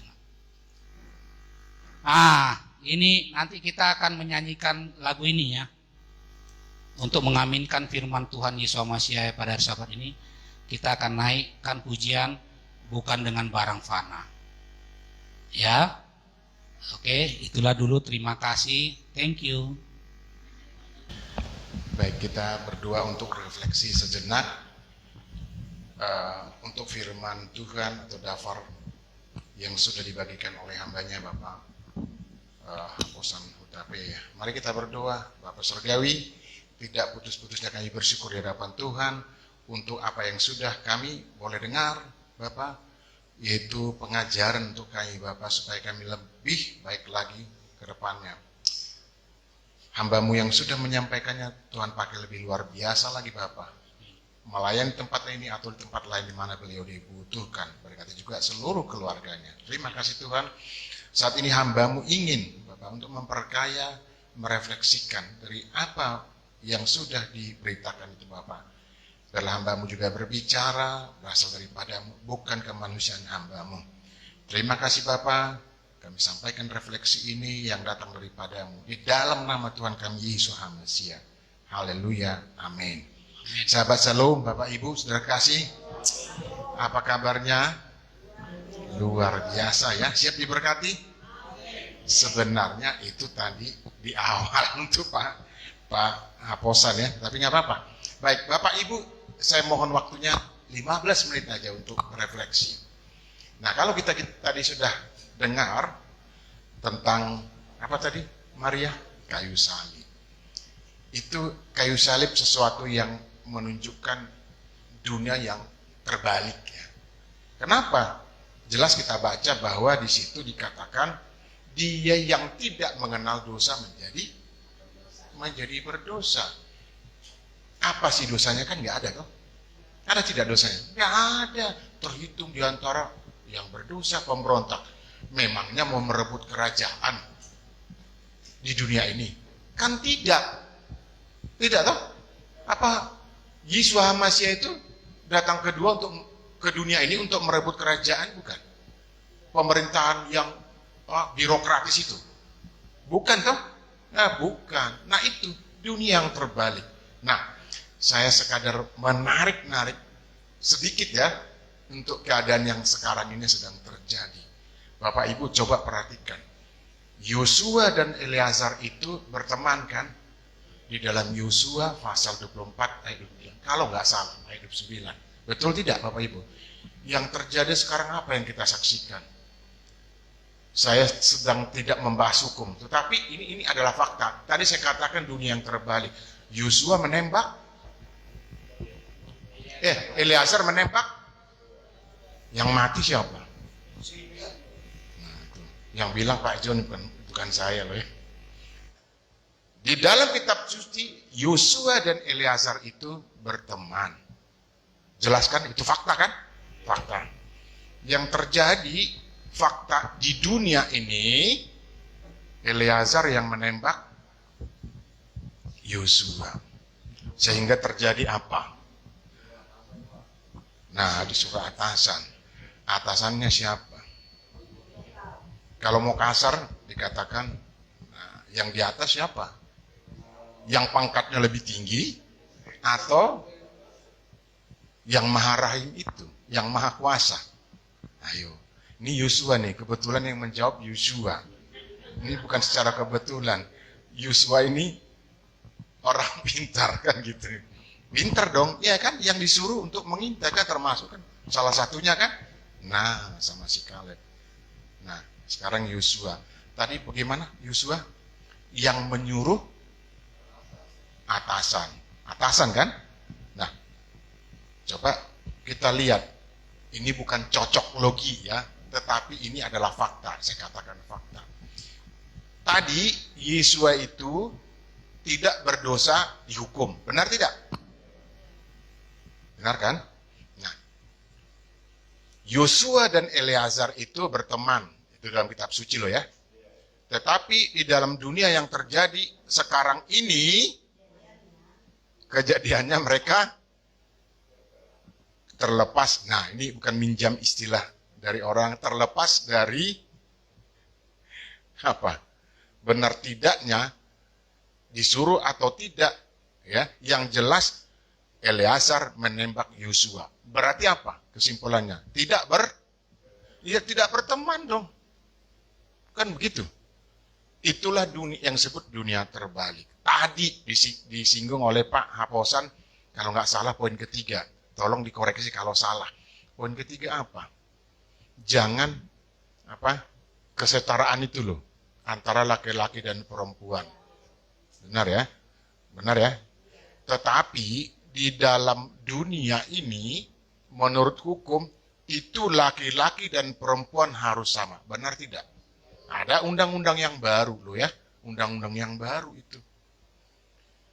Tadi ada kesaksian yang sedikit agak dalam tanda petik dari Pak Johnson ya.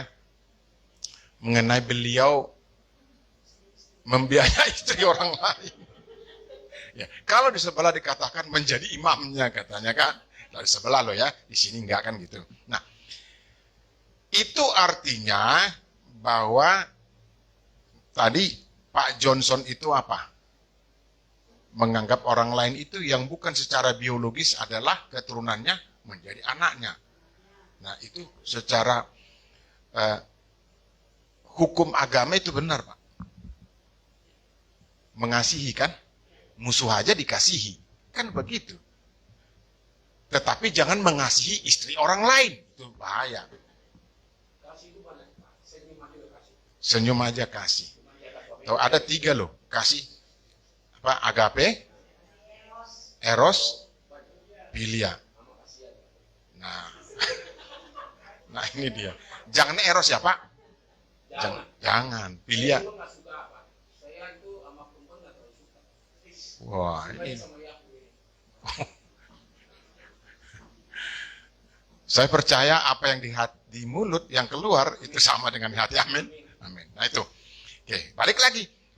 Dunia yang terbalik tadi saya katakan ini juga menyangkut fakta. Faktanya di dunia ini tidak sama dengan yang ada di kitab suci.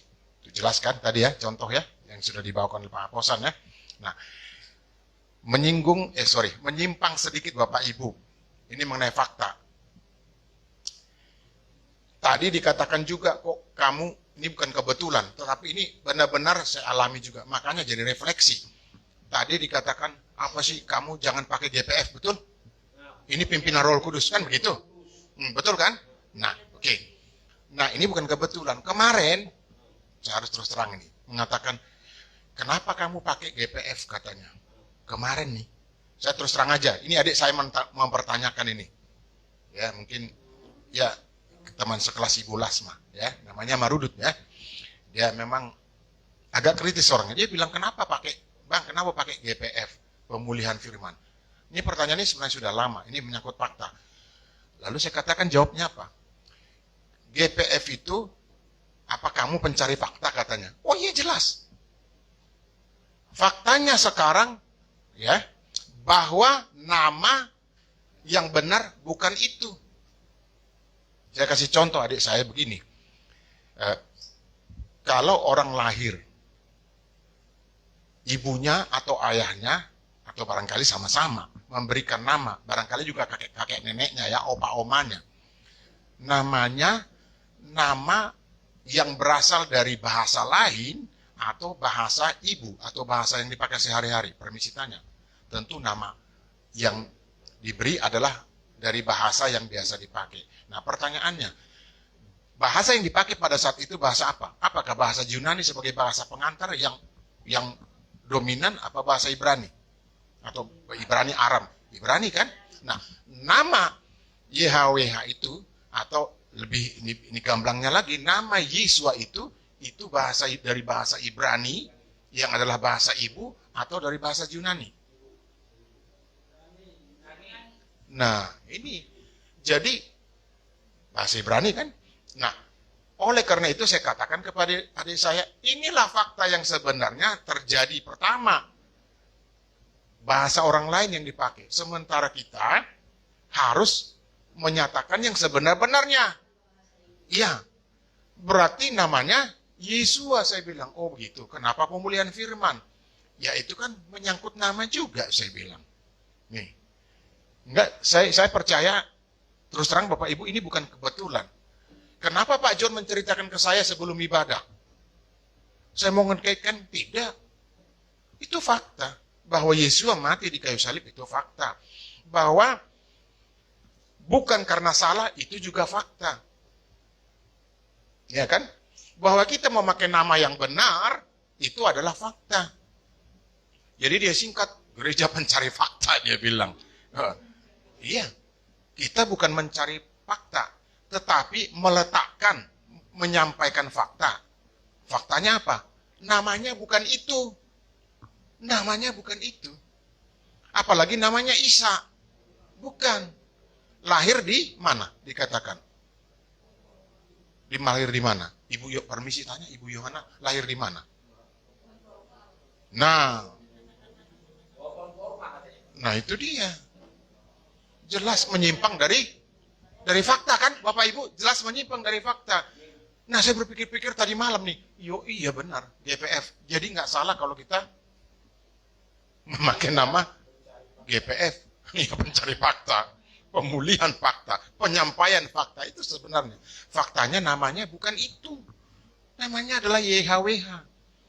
Kita sebut Elohim lah, gitu ya. Atau Yesua HaMasiah. Nah, itu dia. Dan saya bersyukur saya baca-baca itu yang kebetulan orangnya ngetren. Sedikit menyinggung keadaan sekarang ya Bapak Ibu ya. Ada itu penasihat hukum atau advokat katanya. Itulah undang-undangnya. Dia memakai nama seperti itu. Berarti kan sudah banyak yang menggunakan nama ini. Bukan kebetulan karena dia menggunakan nama itu saya tambah senang dengan dia. Atau tambah ngefans apa sih namanya. Jadi memfavoritkan, tidak. Ternyata sudah banyak yang ingin kembali ke nama yang sebenarnya itu. Itu kan fakta kan? Nah, ingin kembali ke situ. Lalu pertanyaannya, kenapa mereka tidak berani seperti kita menyatakan pemulihan firman? Tuh. Belum terpanggil, Pak. Belum terpanggil, tapi sudah pakai nama, kan begitu? Bukan, nah ini dia. Apa yang kita dapat dari situ? Tidak berani menyatakan yang sebenar-benarnya. Nah itu dia. Tidak berani mengungkapkan fakta. Jadi dua hal itu yang kita dapat dari keadaan dunia yang ada sekarang. Dari keadaan dunia yang ada sekarang ya. Jadi ini bukan ditarik-tarik bahwa kita harus menyebut seperti itu. Tidak. Ada kok tadi dari pembahasan itu jelas sekali. Itu ya Bapak Ibu ya. Jadi dua hal itu. Dunia sekarang sedang terbalik. Tadi dikatakan waktunya sudah dekat kan begitu. Kita bersiap-siap. Harus memang itu. Yang kedua, faktanya bahwa kita harus menyatakan yang benar. Jangan kita ikut dunia ini, kecuali ada tujuan lain misalnya. Boleh tidak? Boleh, seperti ini. Contohnya apa? Kita berdoa, mungkin Bapak Ibu bisa lihat juga, berbicara gitu, kita sebut begini misalnya. Di dalam nama Yeshua HaMashiach, yang juga disebut Yesus Kristus. Itu kan berulang kali saya katakan kepada Bapak, itu adalah semacam strategi kita untuk bisa melayani, supaya jangan tiba-tiba orang, nah bukan hanya kaget, malah menolak. Ya betul sekali Pak Dahlan. Jadi menolak, seketika menolak gitu, secara instan. Tapi ini bukan mie ya, menolak gitu. Tiba-tiba menolak. Ini, nah, ya memang jam ngantuk Pak. Saya tahu Pak, makasih 15 menit Pak. Ya masih 3 menit lagi Pak. Sabar. Saya lihat jam kok di sana nih. Gede banget tuh kelihatan. Nah, itu Pak. Jadi Bapak Ibu, itu semua menyangkut fakta. Jangan kita takut menyampaikan fakta. Soal tadi kita samarkan sedikit, Yeshua HaMashiach yang biasa ketemu Yesus Kristus, itu supaya orang jangan menolak. Kalau kaget sih memangnya kaget. Apa nama apa lagi nih? Kalau orang dari kampung saya bilang rarat gerejam katanya. Nah, rarat gerejam artinya apa? Kalau bahasa Indonesia, gerejamu itu udah nggak benar, kira-kira begitu. Ya nggak benar. Kau pakai nama-nama ini kok ganti-ganti gitu. Padahal itu kan kesepakatan manusia. Nama yang kita pakai sekarang itu kesepakatan manusia. Yang di kitab ini loh ya. Tetapi sekarang kita harus berusaha kembali ke fakta yang sebenarnya, bahwa kita harus menyebut nama itu meskipun tidak secara frontal gitu ya, menyampaikan kepada orang, supaya kita jangan malah bertengkar. Sedangkan tadi katakan jangan bertengkar gitu kan, jangan ada amarah, jangan kita menimbulkan amarah orang dengan pemberitaan kita. Ada kan yang seperti itu? Ada. Karena tidak pas waktunya gitu Bapak Ibu ya, tidak pas waktunya ketika memberitakan, akhirnya terjadi seperti kata Pak Dahlan, penolakan. Jadi dua hal itu.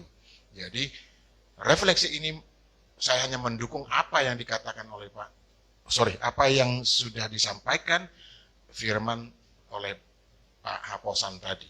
Jadi dunia ini memang terbalik dan sedang menuju kebinasaannya dengan peristiwa yang ada sekarang. Ya kan? Yang kedua, mari kita kembali ke yang sebenarnya, karena itu adalah fakta. Nama itu ya harus seperti itu.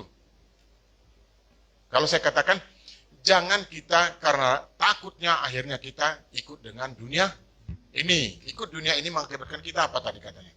Binasa. Itu Bapak Ibu.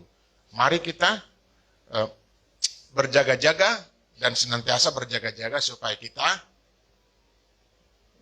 akhirnya tidak ditelan oleh singa yang berkeliling tadi mengaum-ngaum. Itulah Bapak Ibu yang dapat saya bagikan. Saya percaya ini menjadi berkat buat kita menyangkut hal dunia yang sedang tidak menentu dan juga harus kembali kepada fakta bahwa kita harus menerima, melakukan apa yang sebenarnya. Gitu ya Bapak Ibu ya. Mari kita berdoa untuk refleksi singkat ini. Terima kasih Bapak karena kami sudah mendengar refleksi untuk menguatkan apa yang sudah disampaikan Bapak. Kami percaya penyampaian ini meskipun singkat kami dapat memahaminya dan kami melakukannya. Bahwa dunia yang sekarang sedang menuju kebinasaannya Bapak. Kami harus antisipatif supaya kami tidak terseret ke hal-hal yang mengakibatkan kehilangan iman. Juga Bapak, supaya kami kembali kepada hal yang sebenarnya, fakta yang sebenarnya, bahwa kami harus menyebut nama itu dan harus menyampaikannya meskipun dengan berbagai cara Bapak yang tidak mengakibatkan orang lain menolak. Terima kasih Tuhan untuk refleksi ini. Bapak Yahweh Besim Yeshua HaMashiach memberkati kami sekalian. Haleluya. Amen. Mari kita berdoa untuk mengakhiri ibadah sabat kita. Kami bersyukur kembali di hadapan Tuhan karena kami sungguh merasakan sukacita damai sejahtera dalam ibadah kami Bapa.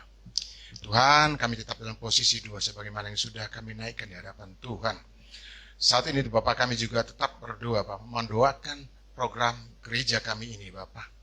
Apapun yang kami rencanakan kami taruh di dalam tangan Tuhan, supaya Tuhan mewujudkannya. Mampukan kami melakukan itu Bapak. Semuanya kami tujukan untuk kemuliaan dan hormat bagi nama-Mu.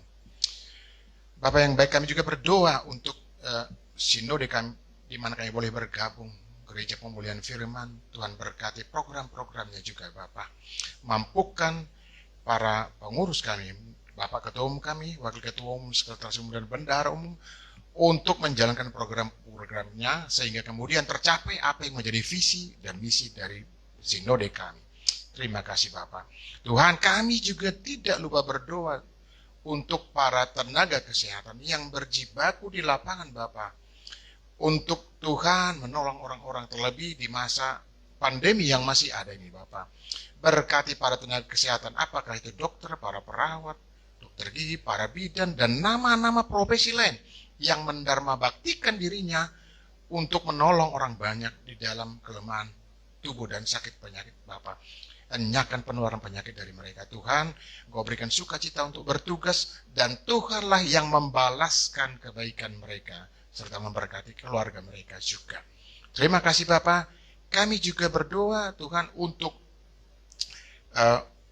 para anggota TNI, Polri, dan juga petugas keamanan sipil lainnya, di mana mereka menjaga keamanan ancaman dari luar maupun di dalam negeri maupun dalam lingkungan sendiri. Tuhan berikan mereka hikmat di dalam bertugas, berikan sukacita untuk bertugas. Tuhan juga membalaskan kebaikan mereka. Terima kasih Bapak. Kami juga berdoa untuk pemilik gedung di mana kami boleh menggunakannya Bapak. Berkati keluarga beliau Bapak, istri, anak-anak, dan pekerjaannya kami taruh dalam tangan Tuhan. Bila Tuhan, Bapak memberkati juga rencana kami Bapak, doa-doa kami itu untuk kami dapat memperoleh gedung sendiri untuk ibadah kami. Kami serahkan di dalam tangan Tuhan. Bapak Ibu Saudara kekasih, untuk menutup ibadah ini mari kita terima berkat, kita angkat tangan kita tinggi lewat kepala.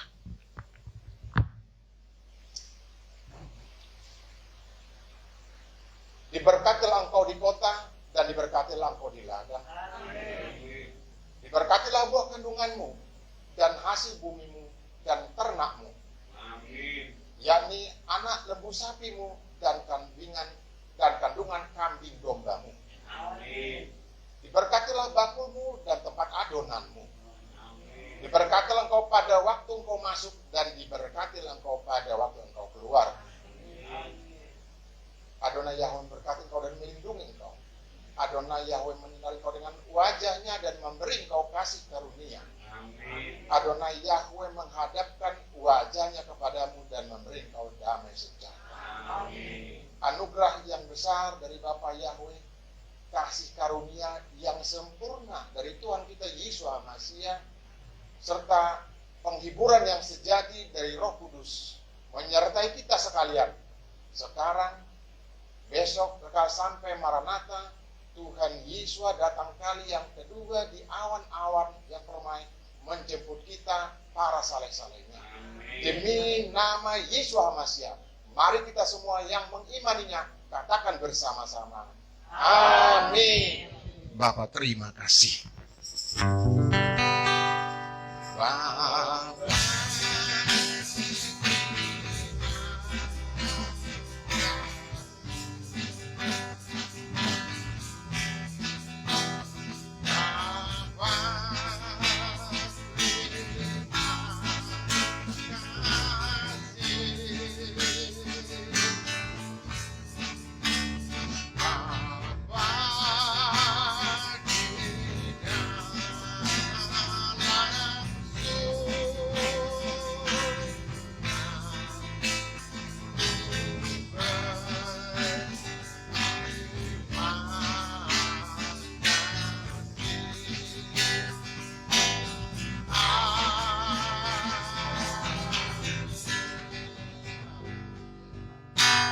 Selamat sahabat, Bapak Yahweh Yesus masih berkat. Amin.